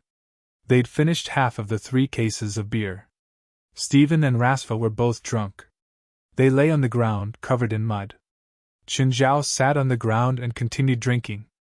Just then, the sound of high heels came from outside. Daly Moore walked in with large strides. When she saw Qin Zhao, Stephen, and Rasva on the ground, Daly Moore froze. Looking at the beer bottles on the ground, Daly Moore roughly knew why they were lying on the ground. However, it was understandable that Stephen and Rasva were drunk, but they wouldn't drink to this extent with someone they weren't familiar with. Instinctively, Daly Moore cast a perception spell on Qin Zhao. Green gas. But Daly Moore thought of Nath Sinditha's words. Are you the Chun that Stephen mentioned? Daly Moore asked, trying to sound him out. Qin Zhao was quite sober. He drunk a dozen cans of beer, but it was like drinking a glass of water to him. What spell did you use on me? Qin Zhao felt the magical waves from Daly Moore. Daly Moore was surprised. How did you know? There's too much of a difference between our levels. How do you think I know? Perception magic, Dahlia said. Do you want a drink? Dahlia hesitated for a moment, then sat down on the chair beside her. Perception magic? That's a rare spell. Mr. Qin, I'm very sorry about what happened that day. I didn't know you knew Stephen. What did you sense from me? I didn't sense anything. Qin Zhao stood up and said, Tell your father and Rasva that I'm leaving. Daly Moore looked at Qin Zhao's back. Thank Gaia for me too. Qin Zhao didn't drive. Instead, he put the car away. It was a matter of principle to drink and not drive. He still had to send some beer to the headquarters. After the sky darkened, the temperature in Los Angeles dropped by a few degrees, and the night wind was a little cold. Because the United States was a country with a high crime rate, if a person walked alone at night, they would either be watched by criminals or the police. It was like the curfew in ancient times in China. If a person walked alone for no reason, they would most likely be arrested. Although the United States wouldn't arrest people for no reason, the police would definitely stop and question them if they saw them. When Qinzhao returned home, it was already late at night. After washing up, he went to bed. He liked to place his palm on Feilai's belly. It was a wonderful process to feel the pulsation in it. Qinzhao would always think about the process of giving birth to this little life. In almost 8 months, the little life had completed its basic development. However, there were still some that hadn't developed yet. Many premature babies were born with congenital diseases, and most of them were heart dysplasia.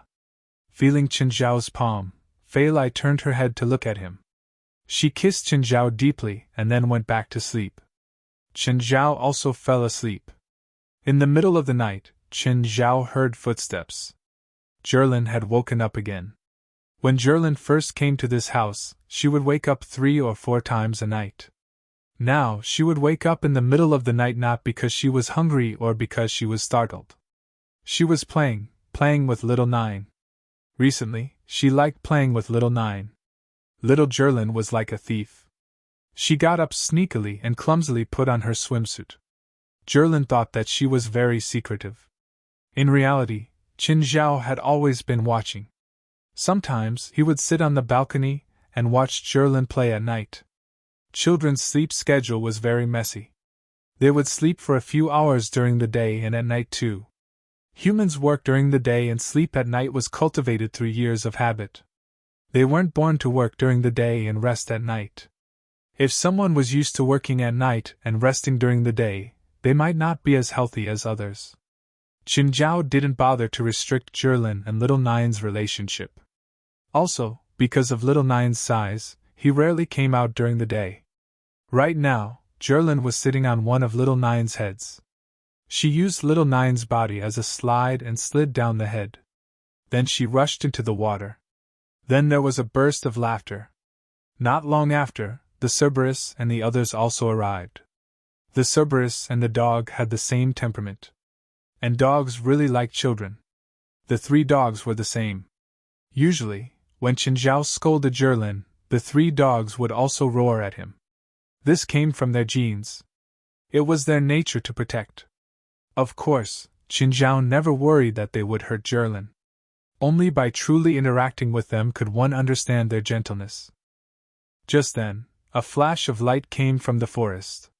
It seemed to be a signal to the house. The only person who could get close to the villa without being attacked was the stupid vampire, Murphy. As Qinzhao's personal employee, Murphy had been patrolling the house dutifully every night. He was quite familiar with Qinzhao's pets. Qinzhao silently flew into the air and landed beside Murphy. "What?" Qinzhao asked, looking at Murphy. "Boss, I have something to tell you." Chapter 1362. "Boss, I want a pay raise." Murphy had prepared this sentence for a long time. Today, he finally mustered the courage to say it. Qinzhao narrowed his eyes at Murphy. "Do you know what you're saying?" I. Murphy was scared of Qinzhao, very scared.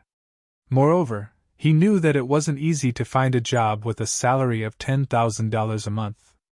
An annual salary of $120,000 was a high-paying job anywhere. "Am I not paying you enough?" Qinzhao's tone was sinister. "Or did you forget that I went deep into the crypt demon lair to save you?" Murphy was so scared by Qinzhao's aura that he was about to cry. "Boss, I don't want it anymore." "I don't dare." "Tell me," Qinzhao said. "Why do you suddenly want a pay raise?" "I have a girlfriend," Murphy said, lowering his head. Was that a reason? To Qinzhao, it wasn't a reason at all. With $10,000 a month, it was enough for him to go out and play every day. "And then?" Qinzhao still asked calmly. "My expenses are a bit high," Murphy said. Qinzhao frowned. He'd let Murphy go back then because the kid was too innocent. He looked like an adult, but because he'd been living in an isolated environment, he didn't have much contact with the outside world. This also caused him to be a bit unsociable and innocent. So, Qin Zhao was very curious about what kind of romance Murphy was playing. His $10,000 a month wasn't even enough for a relationship. Where do you usually go on dates? She's a Hollywood star, so we can't expose her. When we're free, we go out to play or book a restaurant so that reporters don't sneak in. Oh, you know that I know a famous director, Qin Zhao said. Tell me her name. Maybe I can introduce her to a role. But she said that I can't reveal her name, Murphy said, troubled. Qin Zhao took a deep breath. He was 80% sure that he believed his own judgment. The kid had been tricked. But could he say it directly? It was said that women in love would become stupid. In fact, this sentence was also applicable to men. Especially for an innocent little man like Murphy. He wouldn't believe his own words. I'll consider your request, Qin Zhao said. Then do you agree or not? I said I'll consider it. Do you want me to make a decision now? Are you sure you want the answer now? Qin Zhao's tone turned cold. Murphy was really scared of Qin Zhao. He lowered his head and didn't dare to look at Qin Zhao's eyes. Only then did Qin Zhao return to the mansion, but he didn't plan on sleeping. Instead, he picked up the phone and dialed the number of Agnes, Murphy's beautiful young mother. Hey, I'm Qin Zhao. It's you? Why are you calling me at this time? Do you know that for a woman, adequate sleep can maintain long-term youth and beauty? You're a vampire, Qin Zhao said disapprovingly. You can just find a few people to drink blood from. Also, isn't nighttime your activity time? Tell me, what's the matter? Agnes said with dissatisfaction. Your son just asked me for a raise. Oh, I didn't expect him to have such courage. Even Agnes, as his mother, could not stand Murphy's cowardice. Her tone was quite disdainful. Agnes did not really care about Murphy's salary. What she cared about was Murphy's growth. But I didn't agree, Qin Zhao said. Oh, Agnes said, displeased. You called me just for this? No, Qin Zhao said. I suspect that he's been tricked. Agnes, who'd been nonchalant before, immediately lost her composure. What did you say? Who dares to trick the Dracula family? I don't know. I only got some information from Murphy, but it's not confirmed yet. Rather than being Qin Zhao's employee, Murphy was more like a junior. Qin Zhao helped Agnes watch over and educate Murphy. What Qin Zhao cared about was the Dracula family behind Murphy. Whether it was useful or not, it wasn't a bad thing. Then I'll have to trouble you to help me check it out. You're not coming? You're his mother. I'm not free, Agnes said. After communicating with Agnes, Qin Zhao reluctantly took over this troublesome matter. Originally, he was too lazy to ask. He just wanted to leave it to Murphy's mother. In the end, Agnes left it to him again. The next day. Hello, Mr. Chen, are you free today? Denver called Qin Zhao. What is it? Qin Zhao asked. The brewery is hiring a few managers. If it's convenient, come and interview with us. Denver's attitude was clear, giving Qin Zhao enough respect. By now, the brewery had pretty much recruited all the regular employees. They were all residents of Mountain Town. However, the managers couldn't recruit residents of Mountain Town. After all, Qin Zhao had a bit of a relationship with the town government. If even the managers were residents of Mountain Town, they might be controlled by others if there was a conflict of interest in the future. So, after discussing with Denver, Qin Zhao decided to expand the recruitment range. People from Mountain Town could also come for interviews, but only Qin Zhao and Denver could decide if they could become managers. Unless there were people in Mountain Town that the brewery couldn't live without, Qin Zhao and Denver wouldn't consider residents of Mountain Town. The only person who could be considered a manager was Bant, the production director. However, with Qin Zhao and Bant's relationship, Bant would definitely stand on his side if there was a conflict with the town government. This had nothing to do with benefits. It was purely because of Bant's personality. The brewery had already started production, but due to the lack of managers, Denver had to do many things himself. This wouldn't do, so before the beer was officially released, they had to find managers of all levels. Other than Denver and Qinzhao, the only interviewee today was Bant. Denver had published it in the newspaper before, so there were quite a lot of people interviewing. From product managers to department heads, they had to hire everyone.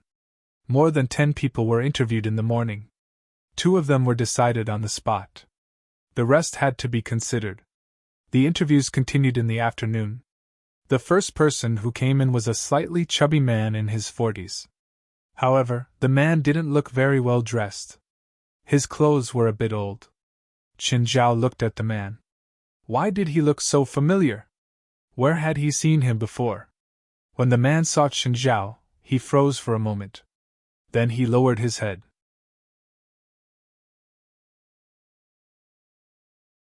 Chapter 1363. Qinzhao felt that the man looked familiar. Denver, show me his information. Ash Roford, a finance major from New York University. But what surprised Qinzhao the most was his parole certificate. In other words, Ash Roford had a criminal record. Usually, most companies wouldn't hire someone with a criminal record. Plus, this job was an executive. Moreover, Ash Roford was still on parole. As long as they didn't break the law and didn't leave the city where they were detained, they could choose to work. But the chances of finding a job were very low. Which position are you interviewing for? Qinzhao looked up at Ash Roford. When Ash saw Qinzhao, he'd already given up hope. So, he was flustered by Qinzhao's sudden question. His mind was a mess. Bant and Denver both shook their heads. Ash had good education and work experience, but his biggest problem was that he had a criminal record. America had always been abnormal when it came to people's rights. Although they said that they wanted people's rights above all else, discrimination was still everywhere. Even people like Bant and Denver subconsciously rejected Ash Roford. Right now, Ash Roford's dressing was already very bad. Coupled with such an unconventional response, in their hearts, they had already excluded Ash Roford from the list. Sir, we'll let you know if there's any news. Next, please. Denver didn't give him any more chances. Continue with the interviews, Qinzhao said. I'm going out for a walk. Qinzhao left the office and chased after Ash. Wait. Qinzhao stopped Ash Roford. Seeing Qinzhao chase after him, Ash's expression grew ugly. Sir, have we met before? Qinzhao asked directly. He didn't want to beat around the bush. He just wanted to get to the bottom of things. Ash bowed at Qinzhao. I'm sorry, sir. I've done very bad things to you. Did I do something bad to myself? Qinzhao was a bit surprised. There weren't many people in the world who could do something bad to him. As for this abject man in front of her, she really couldn't see how he had the ability to do anything bad to her. The more Qinzhao thought about it, the more confused he became. He kept thinking that Ash Roford was related to the supernatural world. But no matter how he thought about it, he couldn't remember. At the airport in Hawaii, Ash Roford said. Qinzhao suddenly remembered the bearded man who had held him hostage. Ash Roford was the bearded man who held him hostage at the airport in Hawaii. He used to have a big beard, but now it was completely shaved. No wonder he felt that Ash Roford was very familiar, but he just couldn't remember where he had seen him before. At the time, Ash Roford had held him hostage and wanted to see his daughter. Actually, Qinzhao didn't hate Ash Roford at all. It was the worst of his wretched luck that Ash Roford had taken him hostage on the spot. Even if Gimli didn't interfere, Ash Roford wouldn't be able to harm Qinzhao. Moreover, Ash Roford had said that he wanted to see his daughter. Qinzhao, the girl's slave, could empathize with her. Let's go, Qinzhao said. I'll treat you to lunch. Ash Roford looked at Qinzhao, rather hesitant. What? You don't want to go? Ash Roford looked at Qinzhao. Right now, he really wanted someone to treat him to lunch. At noon, he bought a hamburger in town to fill his stomach. His body was a little weak now. I still have to go to other places for interviews, Ash Roford said. Qinzhao looked at him. You know that you're still on parole. You can't find a job, at least not a good one. Then I have to work hard too, Ash Roford said. I don't have custody of my daughter, but if I can find a job that pays more than $1,000 a week, I can see my daughter once a month. You can't visit her if you don't have money? Chen Zhao really didn't understand. I'm still receiving welfare, Ash Roford said. Ash Roford said, if I can't find a job in 2 weeks, the judge will think that I'm a danger to society, so forget about visitation rights. I might have to go back to prison. It was very difficult for a parolee to find a job with a decent income. What did you do before?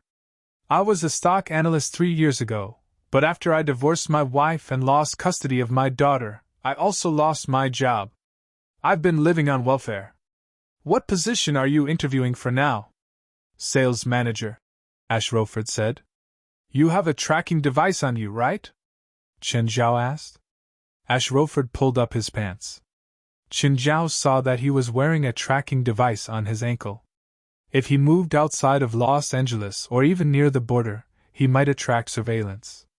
Are you sure you can do this job? I studied financial management, Ash Roford said. Ash Roford said, I've worked in many companies as a HR manager, a finance manager, and a sales manager. But if the company wants you to go on a business trip, you can't even leave L.A., Chen Zhao said. It's not impossible, Ash Roford said. I need to apply to the police and the company also needs to help me prove it, but I definitely can't leave the country. Chen Zhao had seen Ash Roford's file before. His file was indeed very outstanding. Usually, people like him wouldn't work at the brewery and wouldn't be able to stay there. The people who came for the interview today had decent qualifications, but half of them would leave in less than a year. For them, working in a brewery might just be a springboard, a place to gain experience. How many years are you sentenced to? 1 year, Ash Roford said. Chen Zhao took out his phone. Denver, there's someone for the sales manager position. To Ash's astonishment, Chen Zhao said, Let's go. Can you eat with me now? You're the boss here? Ash had thought that Chen Zhao was an executive here. But if he was just an executive, he wouldn't be able to get another executive position with just a phone call. Sir? Thank you. I hope that you won't bring any trouble to my brewery in the next year. Is that okay? Chapter 1364. Ash Roford was starving. It was hard to starve to death in this country, but without money, one could really starve. Roford, how long has it been since you last ate? Ashford raised his head awkwardly and looked at Chen Zhao. He was still holding a sandwich covered in ketchup. His expression was awkward. Sorry. I'm really short on money recently. I only eat 1 meal a day. It's okay. Do you want more? If it's okay, give me 2 more burgers, beef burgers. Ashford didn't refuse. He really wanted to eat his fill. After all, he really didn't have much money left. I'll lend you this 1,000.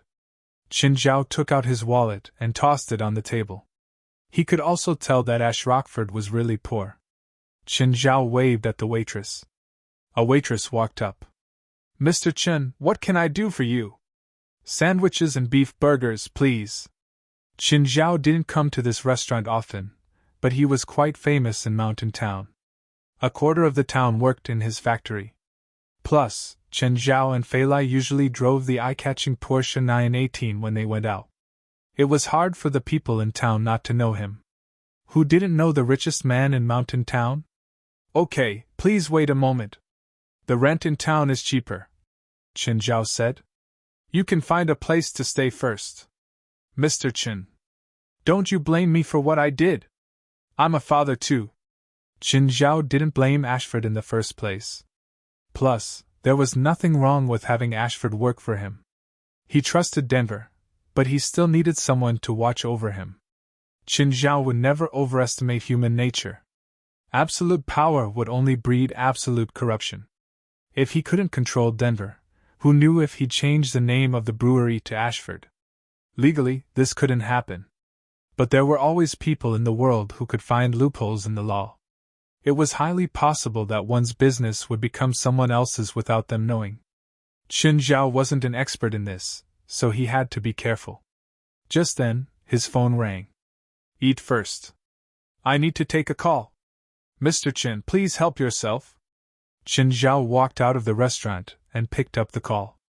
Hello, who is this? Hello, Mr. Chen. I'm the business manager of Seagate. My name is Oliver Lurby. Mr. Stephen gave me your contact number. Mr. Stephen said that you plan to book a yacht. Is that true? Yes. Our company currently has a few models of yachts. I will send them to you for you to take a look and choose from. I don't like those standard ones. I want a unique one. Can your company customize it? Sure, but a custom-made yacht will cost at least $30 million US. May I know how much Mr. Chen is planning to spend? $100 million US. Oliver LaBelle shuddered. A super yacht? This was a huge business. Even their Seagate Yacht Company, which had been established for more than 20 years, had only built 2 super yachts. One of them was custom-made by Stephen last year. He did not expect Stephen to introduce him to a second super client like this. Mr. Chen, when do you have time? Let's meet up. At the same time, I will bring my company's designers to discuss the yacht design with you. Tomorrow. Is that okay? Yes, of course, Oliver LaBelle said immediately.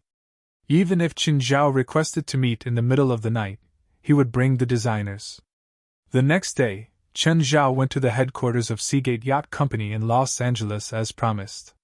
Seagate was a European company.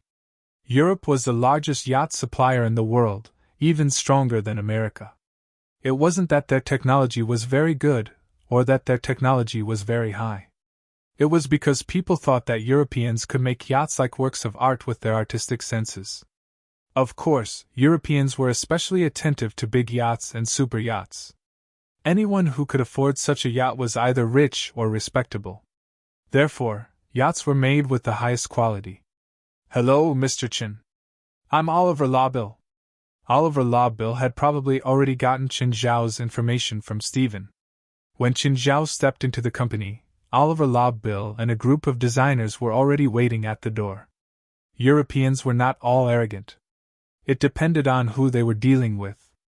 If they were dealing with a big client like Chen Zhao, they would kneel down and let Chen Zhao ride them even if he asked them to. Chen Zhao was invited into the meeting room. After everyone sat down, they started discussing with Chen Zhao. There was also a beautiful female secretary who poured tea for Chen Zhao from time to time. She would also throw flirtatious glances at Chen Zhao. This was probably Oliver LaBelle's idea. For custom-made yachts, the yacht company would first come up with the design plan and then the buyer would pay the deposit. Seagate was no exception. They first asked about Chen Zhao's personal needs and preferences. What was the difference between a super yacht and a regular one? Apart from being big, the most important thing was that it could sail in the ocean. It wasn't like the yacht company could make it whatever Chen Zhao wanted. Yacht design was a very complicated project involving mechanics, physics, and dynamics. Just like an architect, there were many problems to consider. Yachts had a grading system too. They were graded by the International Sea Organization. There were 4 grades, A, B, C, and D. CA was the highest grade. It could withstand wind above level 8 and waves below 4 meters. Currently, there were also Chinese manufacturers that had obtained C certification. Super yachts were not in these 4 grades, because in the deep ocean, wind and waves were basically level 8 and above. The first thing to consider for a super yacht was the client's requirements. Even if the client wanted a yacht that could withstand level 16 waves, the designer could design it, but it would definitely sacrifice the comfort of the yacht. In that case, it would be better to just buy an ocean boat. Therefore, the yacht designer had to combine a lot of data and the client's requirements to design. Although there were only 5 designers in the conference room, there were actually dozens of design teams behind these 5 designers. Their job was to improve and optimize the structure and aesthetics of the yacht as much as possible while meeting the client's requirements. Next was the engine. It could be said that every super yacht's engine was different. They were all specially designed and built to suit the super yacht. Since he had sailed many times last year and this year, Chen Zhao's first requirement was wind and wave resistance and comfort. As for the aesthetics of the hull, Chen Zhao had no idea for now.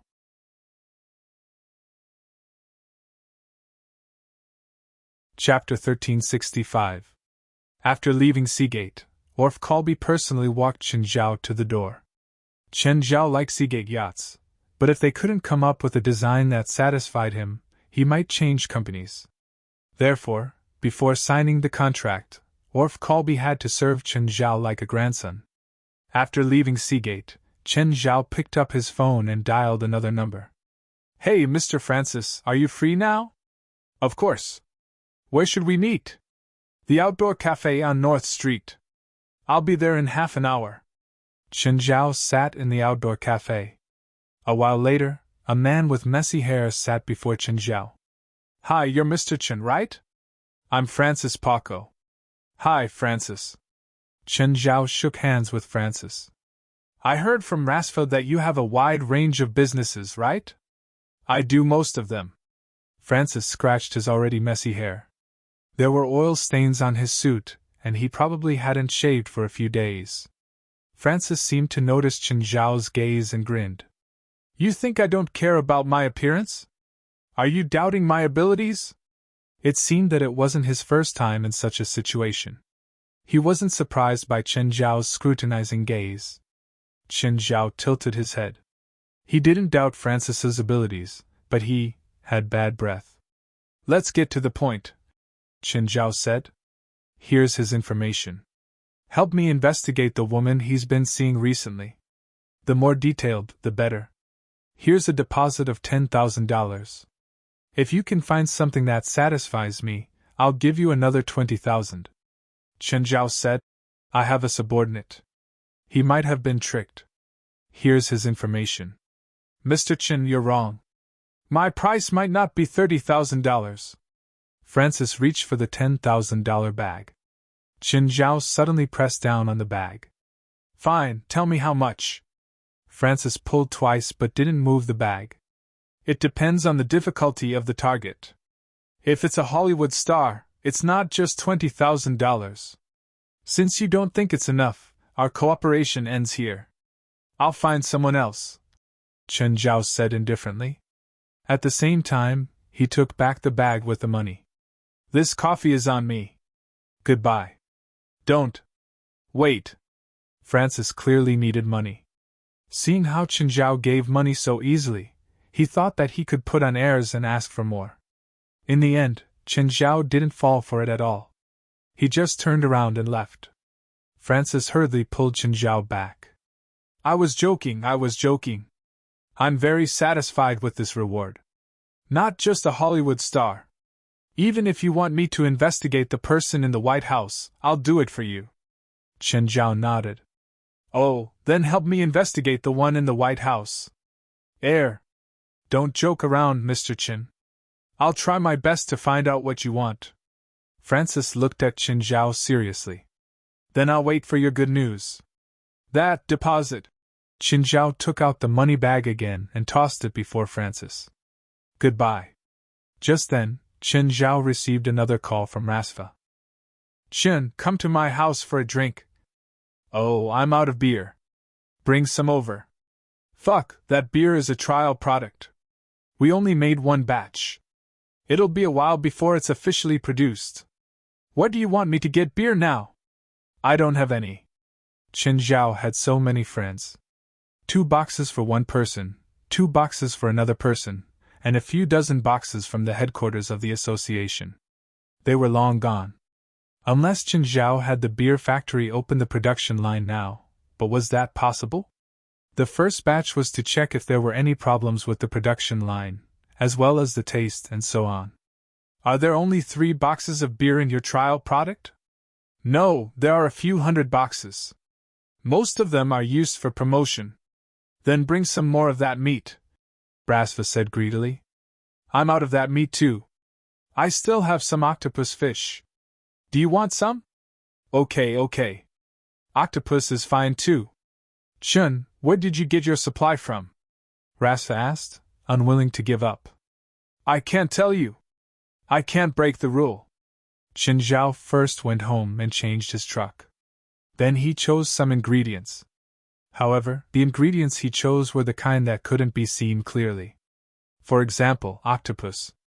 Chen Zhao would only cut off a portion. Those who didn't know would only think that the octopus was huge. Chen Zhao still had an even better ingredient, the undying bird. However, Chen Zhao didn't share it. Only the people of the association had eaten it. The undying bird could increase some magic power and physical fitness. It also had super high magic power, so it tasted better than regular magical creatures after cooking. Jerlin and Feilai both really liked the thick soup made from the undying bird's bones. Chen Zhao arrived at Rasfa's manor. Stephen was there too. Stephen, you're here again. Aren't you supposed to be in the studio? Chen Zhao remembered that before Stephen's last movie was released, Stephen had spent half a month editing the movie without sleep or rest. I have plenty of time now. I don't have to rush at all. Stephen was very relaxed. By the way, Stephen, the first trailer has been released. The response isn't that great, Rasfa said. We're still talking about the theaters. I don't care. That's your problem. We can't take less than 65% of the box office. That's hard. The theaters keep saying that it's not produced by the Big Six, so they insist on taking 40% of the box office. 40% of the box office? Those vampires! I definitely won't agree. It's my work. Isn't my name worth 65%? They think that your new movie has a similar theme to Furious Sea Police, so they think that you're relying on your past and won't be as successful as Furious Sea Police. Then they'll wait and see. Stephen yelled angrily. However, Stephen also knew that the theaters were the end of the movie industry. If they fell out, it wouldn't benefit anyone. There's no rush, Rasfa said. The release date isn't set yet. Plus, for countries, distribution companies have contacted PLM, wanting to import your movie. If they can't, Stephen said, then we'll release it overseas first. Chapter 1366. The three ate as much as they could today. They didn't even drink much. It wasn't that Rasfa's family didn't have good wine. There were still a few bottles of purple brew in the cellar. However, Rasfa couldn't bear to take them out. He wasn't used to other wines either. Stephen's mouth was sore from all the talking, but he still didn't let Rasfa take out the purple brew no matter how he mocked him. Stephen and Rasfa mostly talked about the new movie. Chen Zhao would occasionally add a sentence, but most of the time, he couldn't. Otherwise, they would talk about which female star was pretty and who had done some shady deals. Only then did Chen Zhao realize that these two were really gossipy. Rebecca, you've been waiting for me for a long time, right? Murphy hurriedly got out of the car. He looked at Rebecca, who was sitting on a chair in the park. Rebecca said with a sweet smile, No, I just finished filming. I'll definitely come earlier next time, Murphy said. Are you still working the night shift? Rebecca asked. Yes, Murphy said helplessly. I only have night shifts. Let's go for a walk. Looking at Rebecca's back, Murphy wanted to hold her hand several times, but he didn't have enough courage. Rebecca seemed to notice Murphy behind her. She turned around to look at him, and then reached out to hold his hand. Murphy shuddered. It was probably his first time holding a girl's hand in his life. Even though they'd gone on a few dates, he still couldn't make any progress. This was unimaginable in this country. In America, when a couple officially started dating, the girl would say that she'd already canceled the apartment and moved to his place today before the guy even said anything. This was the norm in this society. It wasn't like Murphy and Rebecca who played innocent for so long. There weren't many people in the park. Now that it was evening, there were even fewer people. Just then, there was a flash in the distance. Rebecca and Murphy both noticed the flash. They turned around and saw a figure hurrying away. Who's that? Paparazzi. Rebecca's expression darkened. Huh! What do we do? Will you be exposed? Will your company give you trouble? What do we do now? Murphy was at a loss. It's all my fault. I'm sorry for getting you into trouble. What should I do now? Rebecca smiled and said, It's okay.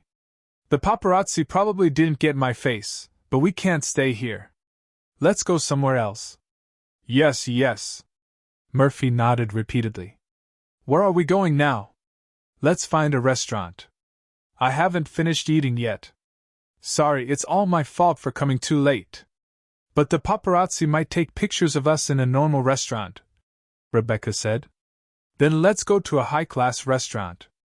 Those paparazzi definitely won't be able to get in. Murphy braced himself and said. However, he was calculating in his heart how much salary he had left for this month. I've had enough of this life. I don't want to be a star anymore, Rebecca said. Even when I'm with you, I have to be sneaky. It's like I'm a thief. I've had enough of that. It's better if you don't become a celebrity. Murphy didn't know how to respond to Rebecca's complaints, so he could only go along with her. But forget it. Rebecca shook her head. What happened? Nothing. Rebecca shook her head again. The two of them found a restaurant. Looking at the prices on the menu, Murphy felt dizzy. The minimum cost here was $1,000. Murphy had a toothache. Murphy, don't order too much, Rebecca said. I don't have much appetite. It wasn't Murphy's first time going out with Rebecca. He'd seen her appetite before. Although Rebecca had a slender figure, she wasn't very tall either. She was only 1.62 meters tall. But her appetite was even bigger than Murphy's, very big. Murphy's staple food was blood, so he didn't usually eat outside. Occasionally, he would eat the cows in Qinzhao's house and suck some blood from them. Of course, he could also eat regular food, but he didn't really eat much. Rebecca was different. Her appetite was 3 or 4 times that of a regular person. So, when Rebecca said she didn't have much appetite, it was only relative. Murphy still ordered a table full of dishes. Rebecca didn't stand on ceremony with Murphy either. Whenever Rebecca ate, she didn't look like a lady at all. She didn't look like a celebrity at all. Murphy really didn't have an appetite. He watched Rebecca eat with admiration in his eyes. Why aren't you eating? Oh. Murphy took a casual bite, but he still couldn't move his eyes away from Rebecca. Rebecca wiped her face clean and returned to being a lady. When it was time to pay, Murphy looked at the $1,325 bill and took out his card helplessly. Thankfully, he'd saved some money after he started working. Otherwise, he'd probably max out his credit card for this 1-month date. Let's go watch a movie, Rebecca said. Murphy glanced at the time and looked at Rebecca awkwardly. Rebecca, I have to go to work. Murphy, what exactly do you do? Why are you working at this time? I'm a security guard for a museum. The museum is open during the day. I'm only needed to patrol at night.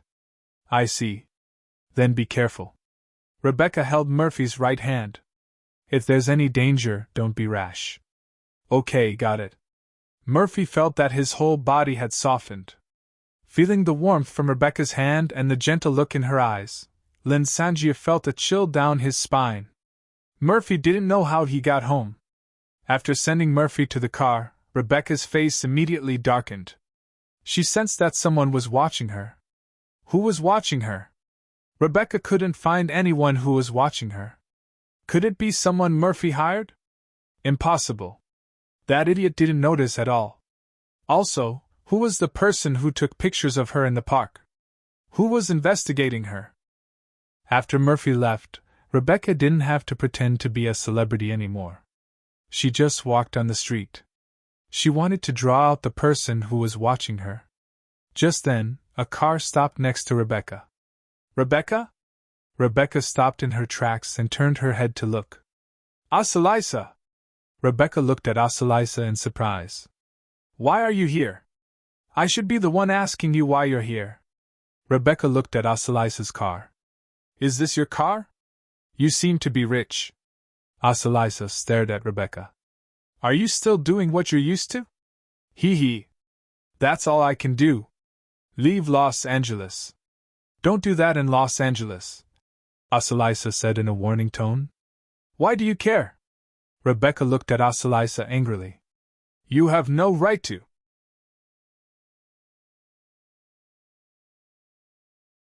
Chapter 1367.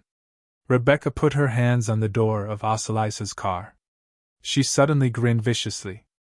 Asalisa, are you molesting me? I'm reminding you. I don't need reminding.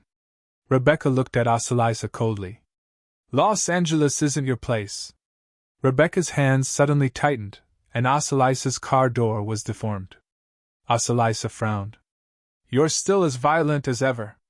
Rebecca suddenly reached into the car and grabbed Asalisa's collar. Is this the first day you've met me? Asalisa stared back at Rebecca fearlessly. You'd better let go. Asalisa, you're still the same as before. All you can do is talk. I'm not who I used to be, said Asalisa. So what? Do you think? Rebecca was full of disdain for Asalisa. Asalisa's figure began to disappear, and Rebecca felt her hand loosen. She couldn't touch Asalisa's collar anymore. Rebecca looked around. Asalisa, are you still the same as before? You only know how to hide? Suddenly, a bloody mark appeared on Rebecca's neck. Rebecca snorted. She knew what Asalisa was capable of. However, in her eyes, Asalisa was a coward who only knew how to hide and run. But today, Asalisa had actually dared to attack her. Suddenly, Rebecca sensed danger and immediately took 2 steps back. But the next moment, Rebecca felt a stab of pain in her back. Rebecca angrily swung her fist in a 360-degree arc. However, she only swung her fist and didn't touch anything. The next moment, another bloody mark appeared on Rebecca's wrist. Although Asalisa's 3 attacks hadn't hurt her seriously, it was a great humiliation for the hot-tempered Rebecca to be attacked and injured by a woman who was as timid as a mouse. Asalisa, you're still as cowardly as before. Do you dare come out? The next moment, a tuft of Rebecca's hair fell. Rebecca reached out to catch her hair, a little surprised. Leave Los Angeles, or it'll be your face next time. Asalisa's voice sounded in Rebecca's ears. Rebecca swung her fist again, but again she missed. Suddenly, Rebecca saw a man standing in front of her. The man carried a briefcase and wore a suit and tie. He looked like a white-collar worker. Rebecca immediately charged at the man. The man did not seem to know what was going on. Rebecca reached for the man. But the next moment, Rebecca felt pain on her face.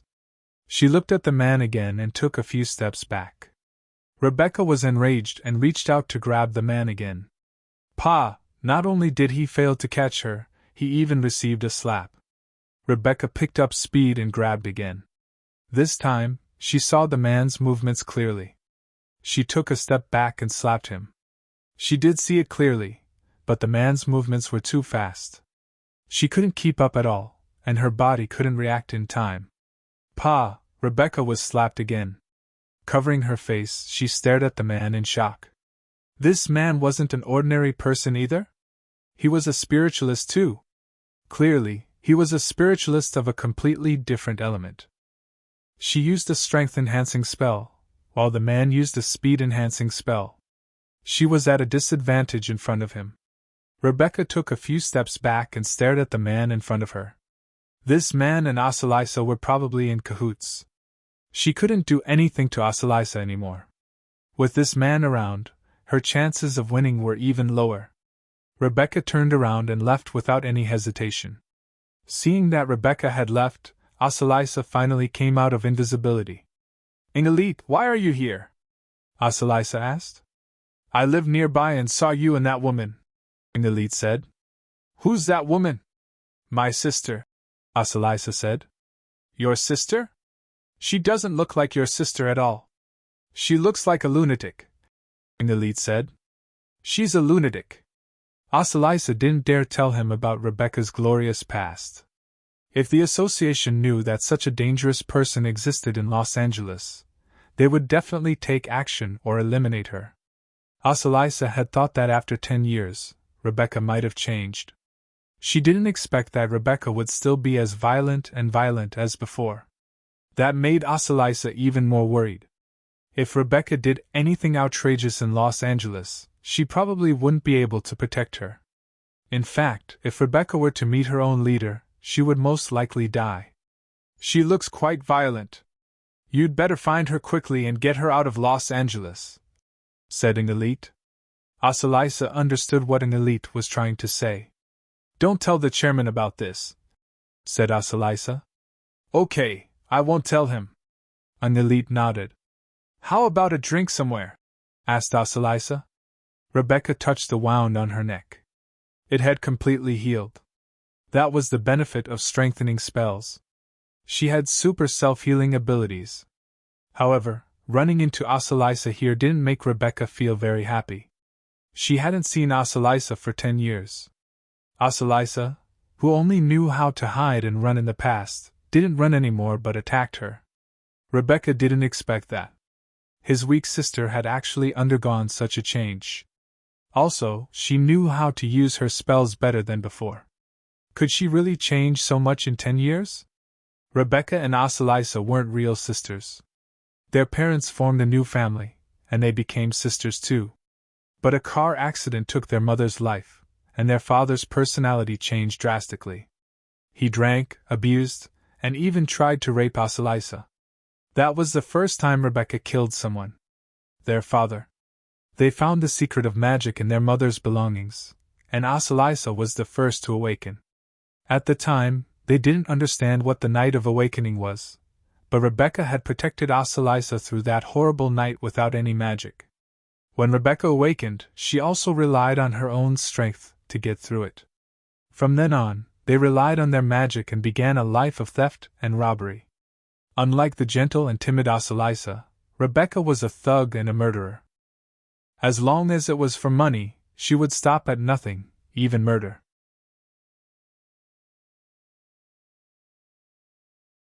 Chapter 1368. That's basically it. I haven't seen her in 10 years. Asalisa took a sip of her beer. Looks like your sister is really dangerous, an elite said. If I had known, I wouldn't have let her go. I would have forced her to stay. Asalisa had wanted to prevent Rebecca from falling into the hands of the association. But now that she thought about it, she was wrong. It would be better to keep Rebecca here and beg for her life. That way, Rebecca might not die. But if Rebecca killed someone in Los Angeles, Asalisa wouldn't even be able to ask for mercy. Then what should we do? Find her as soon as possible. She can do whatever she wants, but not in Los Angeles. Rebecca had always been a vigilant person. She didn't return to her place immediately, because she vaguely sensed that someone was following her. Was it the person who took pictures of her? Rebecca guessed. Rebecca took out a makeup box from her pocket and looked behind her through the mirror on the box. More than 20 meters behind him, there was a car that was driving very slowly following behind him. There was a lot of traffic on this road. She couldn't make a move here. She would do it in a more secluded place. Rebecca thought to herself. Francis, on the other hand, followed Rebecca carefully. He didn't think it was necessary to be careful when following a woman. He didn't know that Rebecca had already noticed him. He didn't even realize that he had been led to a secluded place by Rebecca. Rebecca felt that the time was right. She turned around and was about to make a move. Suddenly, she felt a strong sense of danger. Rebecca knew where the sense of danger came from. A sniper! She had been targeted by a sniper. Rebecca suddenly ducked. Then, a bowl-sized hole appeared on the ground next to Rebecca, and the concrete floor was kicked up with dust. A van sped over, and 2 men in black suits and sunglasses got out. They held machine guns and fired at Rebecca. Duh. Rebecca reacted quickly and jumped into the bushes on the side of the road. The 2 shooters looked at each other. One of them carefully walked to the side of the road, holding the machine gun tightly. But at that moment, a hand reached out of the bushes and grabbed the shooter's face. The hand pulled forcefully, pulling the gunman into the darkness. Duh. There was a burst of gunfire in the darkness, and then there was silence. Suddenly, gunshots rang out from the darkness again. However, this time, the gunshot was not aimed at the interior but at the minivan. The driver of the minivan was killed on the spot. The remaining gunman cursed under his breath and quickly hid behind the car. The next moment, Rebecca dashed out of the darkness. She rammed straight into the van. Bang! The 2,000-kilogram van was knocked over, and the gunman hiding in the back was pinned to the ground. Rebecca turned to look at Francis' car. Francis was scared out of his wits. He immediately turned the steering wheel and fled. Rebecca wanted to chase after him, but the sniper fired again. Rebecca fell to the ground again. She could only watch as Francis escaped. She could only find the insidious sniper first. "Mr. Chin, it's me. I'm Francis." Francis was frightened tonight. He had originally thought that she was just an ordinary woman. But he didn't expect that woman to be so terrifying.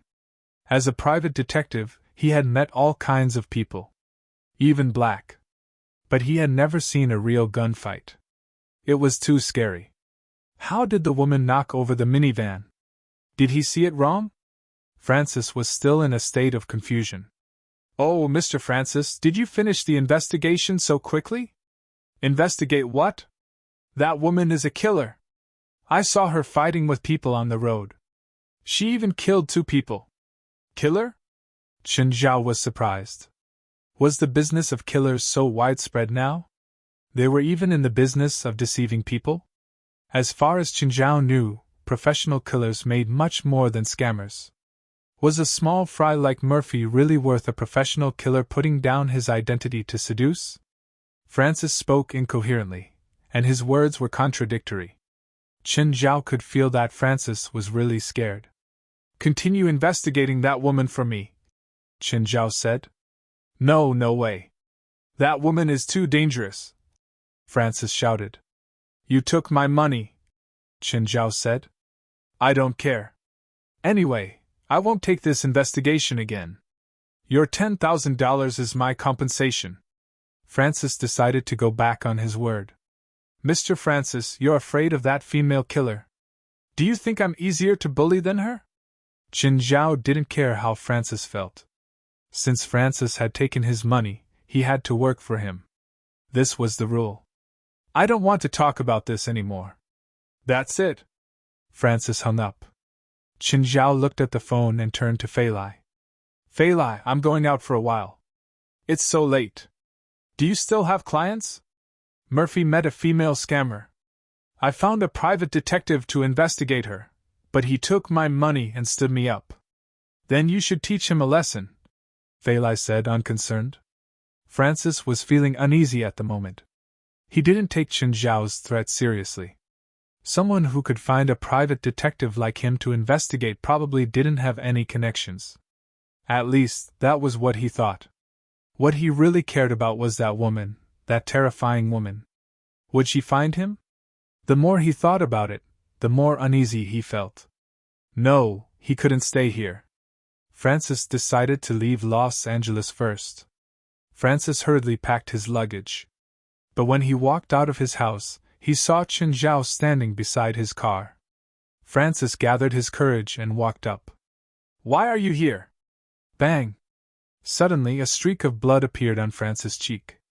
A bullet flew past his face and landed on the ground beside Chen Zhao. Francis let out a cry and fell to the ground in fright. "Mr. Francis, I told you that you'd regret it." Chen Zhao stood before Francis. Francis held his head, not daring to look up. "No one has ever dared to take my money and stand me up. I don't know who gave you the courage. I was wrong. Sorry, I was wrong. Please let me go."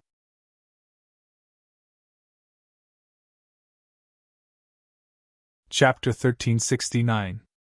If I can spend $30,000 to get you to investigate a woman's identity, I can spend $300,000 to buy your head. Chen Zhao stood up from the car and walked past Francis. Francis wanted to cry but had no tears. He'd thought that Chen Zhao had no one to rely on in Los Angeles because he was Asian. He didn't expect Chen Zhao to be so ruthless. If the sniper had missed just a little, Francis' head would probably have been destroyed. After leaving Francis' field of vision, Qin Zhao gestured at Klaus, who was hiding in the dark. Klaus came out with a sniper rifle. Klaus, did you do it on purpose? That's more threatening. Klaus chuckled. Qin Zhao had originally wanted Klaus to shoot Francis to scare him. In the end, Klaus showed off his marksmanship. Even Qin Zhao felt that it was a close call.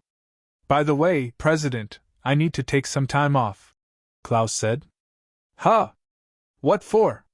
Something happened to a comrade. I received a call for help from his family. Qin Zhao thought about it and nodded. Have everyone in the lightning team follow. If there's anything you can't handle, contact me. Everyone in the society will support you. Okay. Klaus nodded. But I'm leaving tomorrow. The private detective won't be able to keep an eye on me.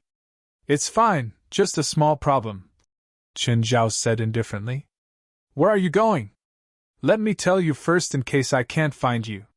Did Rebecca know who had just attacked her? It was her old enemy. Back in New York, she'd attacked a mafia family. He robbed the Black Hand family of $20 million worth of gold and killed the heir of their family. All these years, Rebecca had been hiding everywhere. She'd always been low-key to avoid the mafia. It wasn't her first time being attacked like this. No matter how low-key she was, there would always be some traces. It seemed that she had to leave LA again. Rebecca was a little hesitant. That boy. Murphy. Should I go and say goodbye to him? In this cold world, perhaps only that man could bring her a little bit of warmth. That shy big boy, just a little bit of sweet talk would make him blush. Pure and kind, he was probably the last person in Rebecca's life that she wanted to hurt. However, in the end, they were not the same kind of people. Rebecca sighed. After hesitating for a while, Rebecca finally picked up the phone. Murphy, are you working now? Yeah, Rebecca, you haven't rested yet? I miss you, Rebecca said suddenly, but it seemed like she was speaking from the bottom of her heart. Even Rebecca felt shy. She had never said these words to anyone. Me too, you're alone in the museum. Aren't you afraid of the dark? Rebecca did not know what to say to Murphy. He swallowed the words that were about to come out of his mouth. After a few times, he kept avoiding the main topic. Rebecca. Actually, I have something to tell you. What is it? Actually, I'm not a security guard at the museum. I'm a security guard from my boss. Oh. Rebecca didn't care. I'll be helping the boss patrol his private territory tomorrow night, Murphy said. Okay. Rebecca had wanted to say it over the phone, but she could not bring herself to do it. After thinking about it, Rebecca decided to see Murphy one last time. She wanted to say what needed to be said in person. Murphy, are you free tomorrow? Yes, Murphy replied immediately. Then let's meet at North Coast Beach. So remote? Oh, right, it's not convenient for you to expose yourself. What time should we meet? Murphy asked. Tomorrow at 4. Okay, I'll be there on time. North Coast Beach. In the 50s and 60s of the last century, it was a medium-sized fishing village. But in the 60s, the famous Memphis tsunami hit here, and the entire fishing village was almost wiped out. This disaster was basically one of the worst in American history because it happened at night. The cause of the tsunami was a magnitude 12 earthquake in the deep sea of the Pacific Ocean. Everyone in the fishing village was sleeping at the time. Because of the rainy weather, none of the fishermen went out to sea. As a result, the entire fishing village was wiped out. Of the 350 people in the village, apart from 4 young people in school, there were no other survivors. After that, the entire fishing village was abandoned. Although some developers later wanted to develop this place into a commercial beach, they all gave up in the end for inexplicable reasons. Rebecca did not like this place because it was still filled with the strong smell of death. Even after decades, it was still there. Rebecca had heard that this place was haunted, but she did not find any spirits after walking around the ruins. Rebecca sat on a stone slab by the sea and watched the turbulent waves. The sun gradually set, and Rebecca heard the rumbling of a car. Rebecca turned around and saw that it was a convertible. She was confused and a little wary. However, after the car stopped and she saw Murphy in the car, Rebecca finally let down her guard. "Murphy, whose car is this?" "I borrowed it from the boss," Murphy said. "Your boss actually lent you such a nice car?" Rebecca looked at the black sports car and licked her lips inadvertently. Rebecca's occupational habit was acting up again. She was used to robbing people. But she remembered that this was Murphy's borrowed car. If she stole it, Murphy would be the unlucky one. Rebecca gave up on the idea. "Your boss is very rich, right?" "Not just rich." Murphy shuddered. Rebecca saw the fear on Murphy's face. "Are you scared of your boss?" Yes, he's very scary." Murderous intent flashed in Rebecca's eyes. "Is your boss fierce?" "Super fierce. In my eyes, he's a demon king." "Then you've never seen a demon king." Rebecca smiled. She was thinking that before she left, she should help Murphy teach his boss a lesson. Looking at Rebecca's smile, Murphy was a little dazed. "Do you want me to teach your boss a lesson for you?" Hee hee. "Stop joking. Nobody in the world can teach him a lesson." "Not necessarily." Rebecca smiled casually. "Murphy, I'm leaving Los Angeles."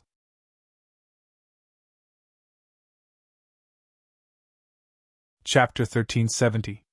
Murphy still didn't understand. He thought that Rebecca was going to a faraway place to film. Rebecca was put in a difficult position. Should she tell him directly? Or should she keep him in the dark forever? Suddenly, Rebecca looked up. "Murphy, come with me." "No, no, no. If I skip work, the boss will kill me. If he dares to bully you, I'll kill him." Rebecca's eyes flashed with fierceness. Murphy was shocked, even though Chen Zhao wasn't beside him right now. Whenever he thought of how terrifying Chen Zhao was, Murphy felt terrified. Who knew if Chen Zhao had some kind of spell that could spy on people who were bad-mouthing him behind his back? "Murphy, I'll tell you directly," Rebecca said. "I'm leaving L.A., and I might never come back." In the end, Rebecca told the truth. No matter how she beat around the bush, she still had to tell the truth. Since that was the case, she might as well tell the truth. Murphy jumped up and stared at Rebecca with widened eyes. "Why? Why?" Murphy asked 2 whys in a row.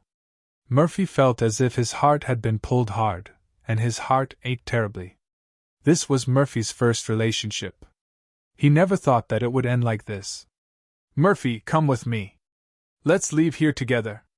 Rebecca grabbed Murphy's hand. Murphy felt his limbs go cold. He shook his head hurriedly. "No, no, I can't leave without the boss' permission. He'll kill me. He'll really kill me, and you, give me his address. I'll talk to him." "No, I really don't want it." Murphy pulled Rebecca. He didn't dare to tell the truth.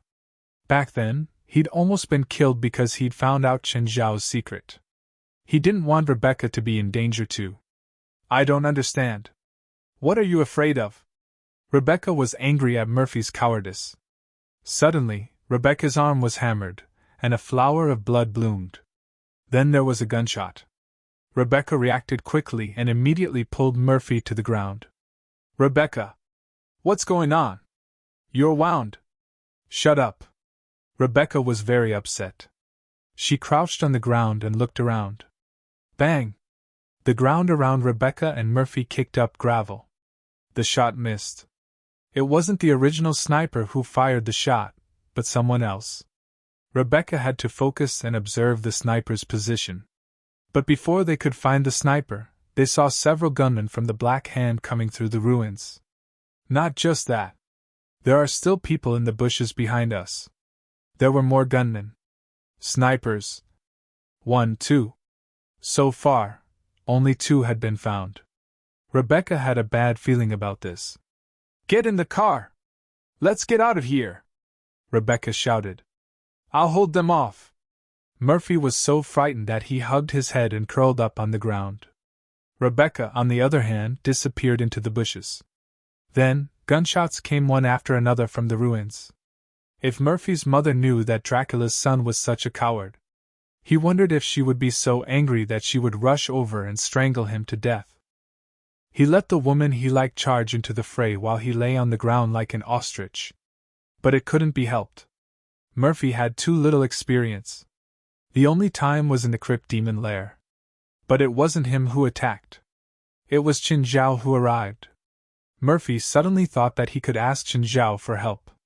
Murphy immediately took out the phone. Just then, a strong hand grabbed Murphy by the collar and lifted him up. "Murphy, why are you still here?" Murphy looked up. It was Rebecca. But at the moment, Rebecca was covered in blood. Some of it belonged to the enemy, while others belonged to her. "Rebecca, I'm looking for the boss. He'll come and save us. Get in. Let's go." Rebecca threw Murphy into the car. Because of the excessive blood loss and the strenuous exercise, Rebecca's heartbeat was beating unnaturally. "I'll drive. I'll drive." Looking at Rebecca, Murphy knew that she couldn't drive. Duh. Just then, gunshots came from behind again. The windshield and the car had a few holes. Lowering his head, Murphy floored the gas pedal. Many headlights appeared behind them at the same time. Thankfully, the Porsche 918 was much more powerful than the pursuing car. But Rebecca didn't look so good. Enduring the pain, she dug out the bullet embedded in her wound. If she didn't, her wound wouldn't heal by itself. But she couldn't do anything about the blood loss. "Oh no!" Rebecca suddenly shouted. "We can't go any further. There's no road ahead." The coastal road wasn't long. The desert was right in front of them. Before Murphy could react, the car drove into the gravel at the end of the road. The distance that the sports car had created earlier was gone. The sports car could only run on flat roads. It couldn't run on sand at all. "Let's go!" Rebecca pulled Murphy out of the car. They couldn't turn back now. They could only run deeper into the sand. Rebecca looked back again. It seemed that the Mafia family was determined to kill her this time. They actually sent so many people. There were at least 30 cars parked at the end of the road. There were probably close to 100 people. If it was just a few people, she could easily take care of them. She could barely kill a dozen or so people. But if there were 100 people, there was really nothing she could do. "Murphy, let's go separately," Rebecca said. "No, I'm going to send you out. You'll only be a burden if you stay here." Rebecca didn't want to drag Murphy down. "That's what they say on TV. Anyway, I won't leave you," Murphy said. "Murphy, don't you understand? You and I aren't the same kind of people." Murphy turned around and looked at Rebecca with a serious look in his eyes. Actually, I'm a vampire. My full name is Murphy Dracula." "What?" Rebecca looked at Murphy in shock. "Vampires? Are you kidding?" "No, I'm serious." Murphy opened his mouth and revealed his 2 canines. "Look, my teeth. Are there really vampires? You're a spiritualist." "Don't you know?" Murphy asked in confusion as he supported Rebecca. "I don't have much contact with other spiritualists," Rebecca said. Suddenly, Rebecca's legs turned to jelly, and she almost fell to the ground. "Are you too tired to walk? I'll carry you." Murphy pulled Rebecca behind him, and Rebecca felt a sense of security. At least, Murphy was the same as her.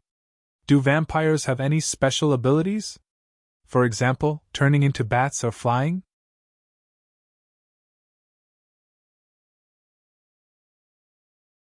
Chapter 1371. "Murphy, you're tired too, right?" Rebecca looked at the sweaty Murphy. Carrying a person in the desert, even though Murphy's stamina was extraordinary, it was impossible for him not to be tired. "It's okay. I can keep going." Puff! Suddenly blood blossomed from Murphy's left thigh. "Another sniper!" "Ah!" Murphy cried out in pain. Rebecca's expression became even more serious.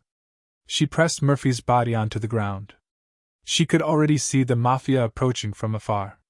What should she do? What should she do? This was the first time Rebecca was at a loss. There was nowhere to hide and Murphy was injured. Leave him behind? Rebecca couldn't do that. In the past, she never had feelings for anyone.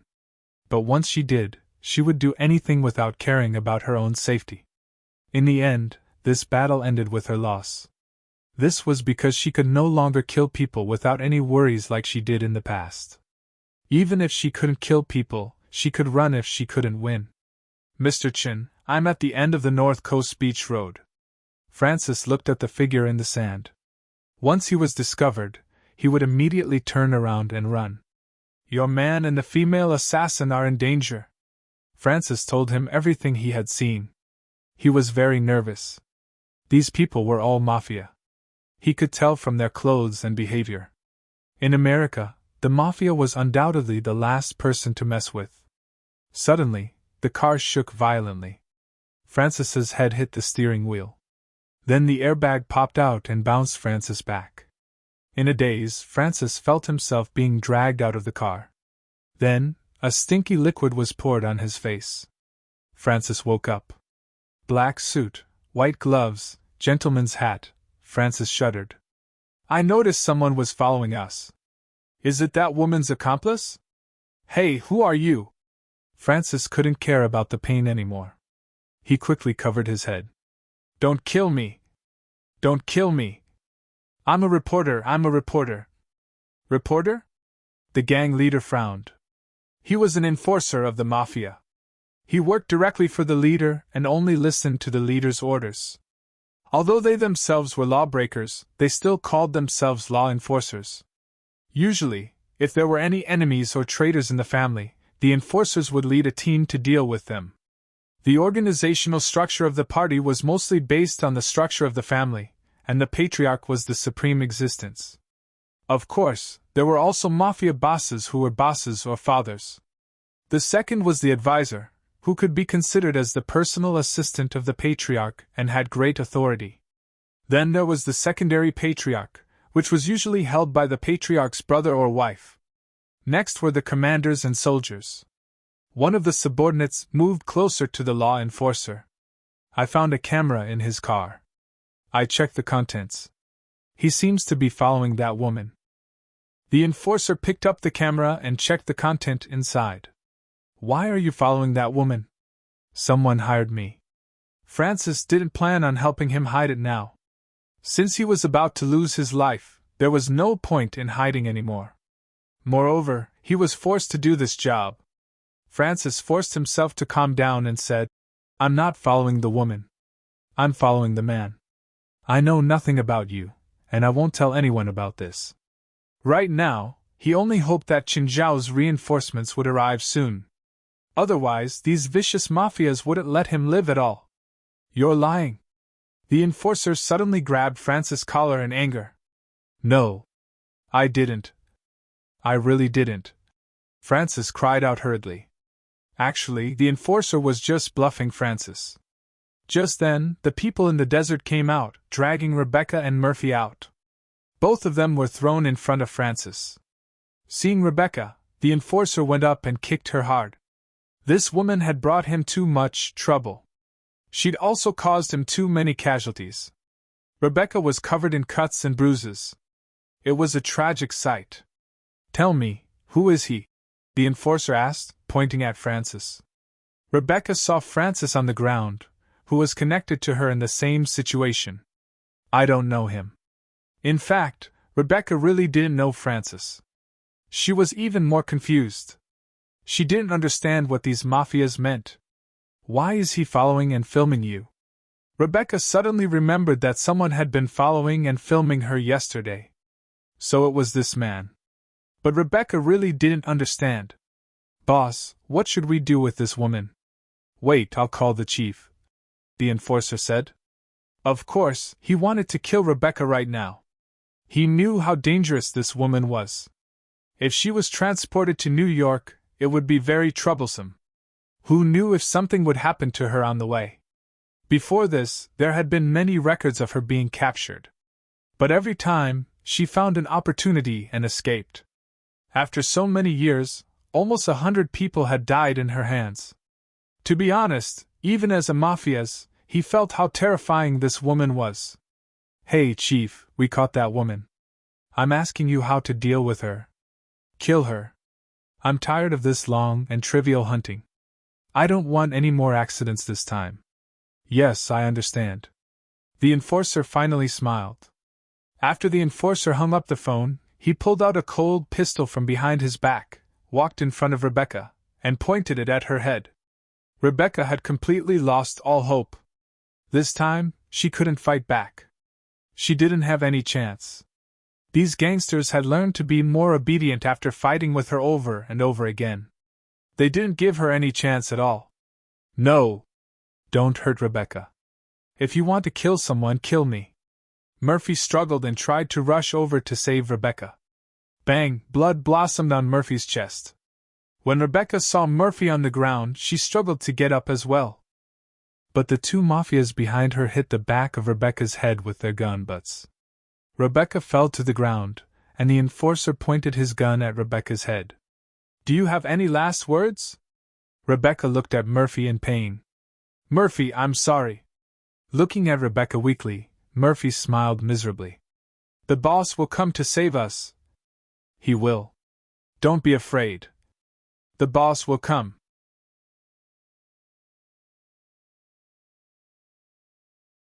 Chapter 1372. Just when Rebecca was in despair. Suddenly a scream came from the darkness. Everyone froze. They were at the end of the road, and there were no street lights along the way.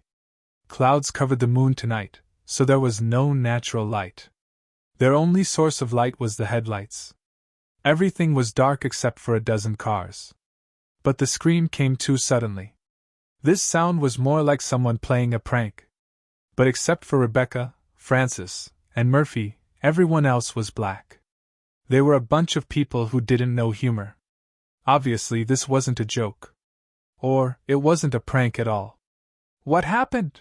The enforcer asked, looking up. I don't know, send a few people over, the enforcer said.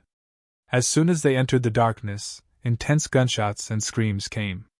A gunman ran to the enforcer in panic. Boss, there's ah. Before the gunman could finish, he was dragged into the darkness by something. But no one could see clearly what it was. And when the gunman was dragged into the darkness, his posture was too strange. He didn't look like he was dragged into the darkness at all. Everyone felt their hair stand on end. All the gunmen pointed their guns at the darkness. But the next moment, a car appeared in front of them. It was their car. But the car didn't appear from the front. Instead, it smashed at them from the side and then smashed into the cars next to them. On the spot, more than a dozen gunmen were smashed into meat sandwiches. The car didn't hit them in a straight line. Instead, it drew an arc in the darkness, as if it had been swung by something. The gunmen didn't know what to do. They couldn't see where the enemy was at all. They could only shoot aimlessly into the darkness. Maybe they thought that if they were lucky, they could hit the enemy. At this time, the headlights of the car at the end of the road disappeared. Their field of vision shrank again. One of the gunmen threw a grenade. The moment the grenade lit up, everyone saw the grenade swallow a figure. Was it over? Everyone had the same question in their minds. Just then, red lines began to extend in the darkness. The red lines seemed to drift with the current. Everyone was afraid of the unknown. No one understood what was happening. The red lines began to turn black from the left and right, and the lights of the cars parked along the road went out one by one. At this moment, the red lines had completely surrounded black. In the next instant, all the cars were pulled into the darkness and disappeared. All the light sources disappeared, and everyone was plunged into darkness. Boom boom, 3 minutes. It was only 3 minutes. All the sounds disappeared. At the end of the road at night, the silence was frightening. At this moment, the Porsche 918's headlights suddenly lit up. Rebecca and Murphy suddenly saw someone standing in front of them. Rebecca's reaction was the fastest. She quickly retreated. Boss! Murphy exclaimed in surprise. He had long known that it was Qin Zhao. However, He hadn't seen Chen Zhao use dark lava before, so he wasn't sure. Chen Zhao glanced at Murphy, then at Rebecca. Finally, he saw a few bullet holes in his car. "Murphy, do you know that you've skipped work today?" "Boss, I didn't do it on purpose." Chen Zhao lifted Murphy and slapped him in the face. "Do you know that my car is damaged?" "Boss, let go of Murphy." Rebecca had recovered quite a bit by now. She charged at Chen Zhao. Chen Zhao raised his hand and grabbed Rebecca's neck. Rebecca wanted to struggle, but the strength she was so proud of was as weak as a baby before Chen Zhao. Rebecca had never felt so powerless before. She tried to resist, but her resistance was futile. "According to the damage to my car, you have to pay me $300,000, Chen Zhao said. "Boss, I don't have money. Can you let Rebecca go first?" "No money?" Black Boastier appeared behind him, opening his abyss-like mouth. "No money? Does that mean you want to go back on your word? Let Murphy go. I'll help him pay back the money he owes." Rebecca finally understood that Chen Zhao was a real demon king. Murphy wasn't exaggerating at all. This man was terrifying.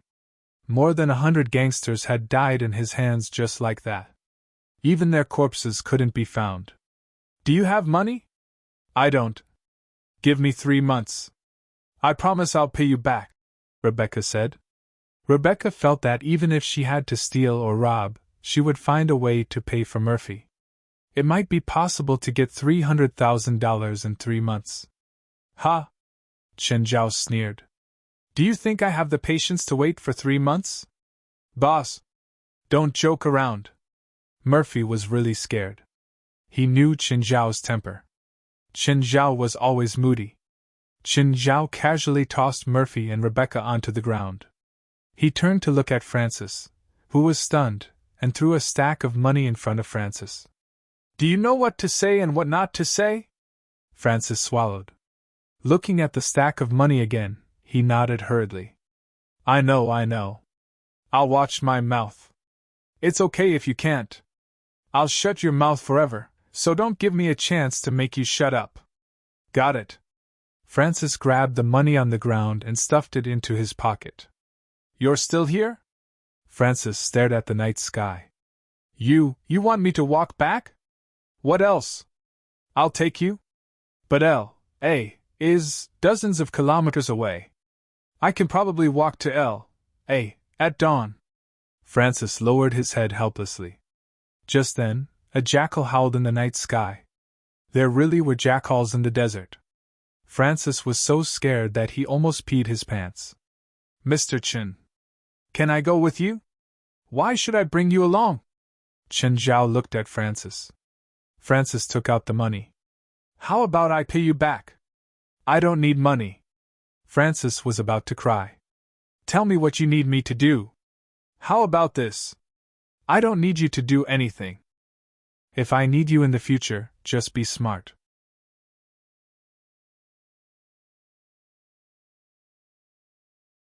Chapter 1373. Chen Zhao looked at Murphy and Rebecca. This was Rebecca's first encounter with a spiritualist other than Asalisa. She'd once thought that she was strong enough. But after seeing Chen Zhao for real, she realized how insignificant she was. She had never known that a single person could wipe out the entire Black Hand gang. Even when she was at her best, she never had such a thought. Although the mafia here wasn't the entire family, it was still the family's full strength. Rebecca didn't think that the family would go all out for her. But she also didn't think that it would end like this. "Boss, I'll ask my mother for money. She has money." Murphy looked up at Chen Zhao. He was even more afraid of Chen Zhao now. "Sure. Call her." Chen Zhao tossed his phone to Murphy. Murphy picked up the phone and dialed Agnes's number. "Hey, Mom, help. Boss wants to kill me." Instinctively, Murphy complained to his mother. "Oh, you're not dead yet," Agnes said, unconcerned. "I borrowed Boss's car, but I was attacked and the car was damaged. Now Boss wants me to pay $300,000. Can you lend me $300,000? I don't have money. Go to hell. When Agnes heard that Murphy wanted to borrow money, she directly refused him and hung up the phone. Murphy was dumbfounded. Did his mother want him to die? Looks like even your mother can't save you. Chen Zhao smiled at Murphy. Murphy looked at Chen Zhao with a sad face. Boss, what do you want to let me and Rebecca go? Keep patrolling for me. I'll let you go when you pay the money. Chen Zhao didn't have a good solution now. In fact, it wasn't about the $300,000. Chen Zhao just casually asked for $300,000. The Porsche 918 was expensive, but it couldn't be repaired for $300,000. To put it bluntly, he was making things difficult for them. But how should he deal with them? He couldn't kill them. Looking at Rebecca's eyes, Murphy knew that the kid was really in love. If he killed Rebecca directly, Murphy would either be crippled, or he would fight to the death with him. So, Chen Zhao planned to keep Rebecca alive for now. As for the future, he would think about it in the future. At the very least, it would be up to Murphy's mother to decide. At that time, it would be none of his business whether he was killed or tortured. Boss? Then, unwilling? Forget it, I'll kill her now. Chen Zhao stepped forward. Rebecca wanted to escape, but Chen Zhao had already grabbed her neck. I agree. Don't hurt Rebecca. Chen Zhao let go of Rebecca again. Don't try to run. You can't run anywhere in L.A. If I catch you after you run, you'll suffer a fate worse than death. Chen Zhao and Francis left in the sports car. He left Murphy and Rebecca rooted to the ground. After Chen Zhao left, Rebecca slumped to the ground helplessly. Half of it was because he was weak, and the other half was because he was scared. That person is your boss? Murphy nodded silently. Actually, boss is usually quite nice, as long as you don't offend him. What if you offend him? The boss once fought a very scary monster. That monster called itself the Fallen Source. Then the boss cut that fallen source into pieces. Don't be an enemy of the boss, absolutely don't be an enemy of him. He has many subordinates, and each of them is very scary. The boss also has many pets. Murphy suddenly paused. He realized that he'd said too much. Because he'd discovered the three-headed dog and the Hydra, Chen Zhao had never let him go. Why aren't you talking?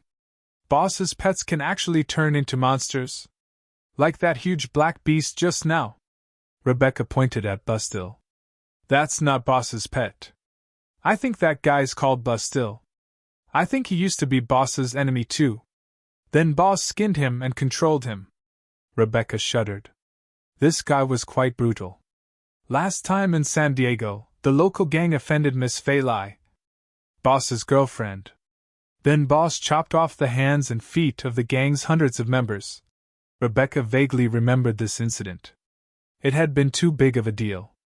The police couldn't hide it even if they wanted to. It seemed that a truck full of gang members with their limbs chopped off was stopped at a stop and then set on fire. She didn't expect Chen Zhao to be the culprit. The more Rebecca heard, the more terrified she became. No wonder Murphy said that his boss was a demon. Francis didn't speak on the way. He didn't dare to speak either. He just drove in silence. Chen Zhao leaned against the car door, thinking about something. Chen Zhao hesitated. Francis immediately pricked up his ears. Continue investigating that woman called Rebecca, Chen Zhao said. I want to know more. Okay, Mr. Chen. You'll get all the money you deserve. Chen Zhao paused. Then he said, investigate the identity of the person who attacked them today. He looks like a gang. It's the New York gang. Oh? You know? I know how they talk and do things. The white glove guy is a law enforcer. They're the most arrogant gang in North America right now, but after today, they won't be able to be arrogant anymore. Why? Because you killed almost all of their main forces. Francis panicked when he thought of the more than 100 lives that had been lost. Any normal person would be terrified to have such a demon beside them. Now that they've lost a lot of power, Francis said. Their past enemies definitely won't let them go. There are so many gangs in New York. They'll probably be completely wiped out soon. Are you familiar with this? Were you in a gang before? I was a gangster more than a decade ago. I know a bit about this. Qin Zhao glanced at Francis. He was only in his 30s. A decade ago? That meant he'd been in the gangs since he was a teenager. Just then, Qin Zhao saw two figures in front. He wasn't unfamiliar with one of them. It was Daly Moore. The other was also a woman. She was quite young. What were they doing on the street in the middle of the night?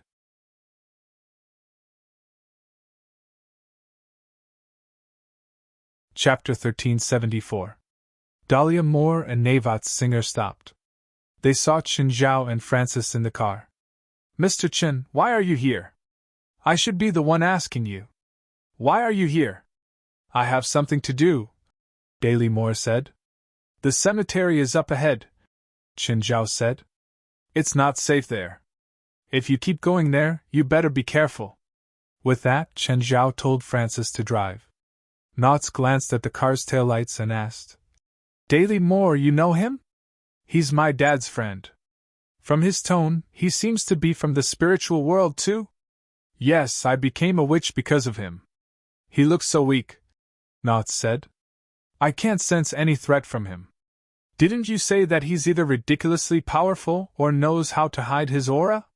He's both, Daly Moore said. Him? I can't tell.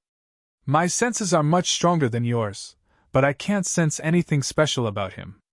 Mr. Qin, who are those two? Witches, Qin Zhao said calmly. Francis didn't ask any more. He was quite against supernatural events and people now. Ever since Qin Zhao threatened him, he'd been very uneasy. Especially tonight, the uneasiness had reached its peak. Originally, he thought that once this matter was over, his emotions would calm down. But that wasn't the case. Francis's uneasiness continued. It's already over, but you still seem to be afraid. Qin Zhao glanced at Francis. Francis's expression was frozen. Usually, I won't kill ordinary people. Even if they are, most of them are from gangs or gangs. Of course, there are those who don't listen. Francis forced a smile and kept driving. Mr. Qin, there are really souls in the world, right? Yes. Is there hell? Yes. What about heaven? I don't know. The car reached Francis's house and he got off. Your house is inauspicious. Go somewhere else, Qin Zhao said and left. Francis was stunned. He looked up at his house and opened his mouth, his expression ugly. Originally, he didn't think there was any problem with his house. He had lived in it for a few years. He did not encounter any supernatural incidents. But now, hearing Qin Zhao's words, he didn't know what to do. If an ordinary person or a stranger said this, he would definitely spit on the other side. But it was Qin Zhao who said that. Qin Zhao was a real person from the supernatural world. Since he said it was inauspicious, then it must be true. What could he do if Qin Zhao didn't make himself clear? It would have been better if Qin Zhao hadn't mentioned it. After Qin Zhao did, Francis started imagining things. Standing in front of the door, he didn't know whether he should enter or not. Qin Zhao didn't sleep for the entire night. He was also worried about leaving Murphy in the wilderness. Just like their own children, their hearts were always a little uneasy. Qin Zhao didn't relax until Murphy and Rebecca came back in the morning. But after this night, Murphy and Rebecca's relationship had progressed again. At least Rebecca was living in the house Murphy rented in Mountain Hills. As for whether he was on base or not, Qin Zhao didn't need to worry about it.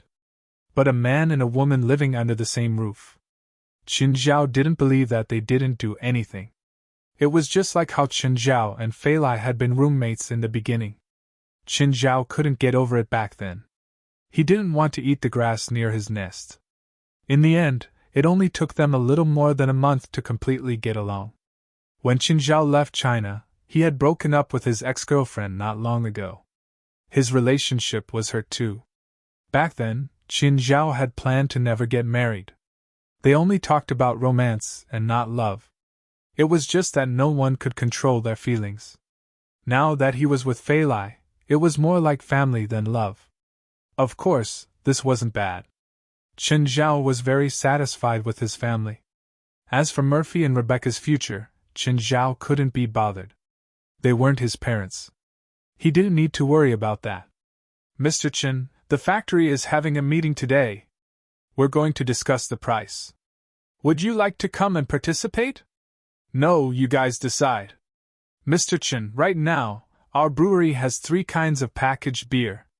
They're 580 milliliters cans, 650 milliliters cans, and 900 milliliters cans. I plan to price them at $3, $4, and $6 respectively. Do you think we need to negotiate the prices? Isn't that too expensive? Chen Zhao felt that the price was really high. At present, the price of the same amount of beer on the market was between $1 and $2, but the price in Denver was more than 3 times that.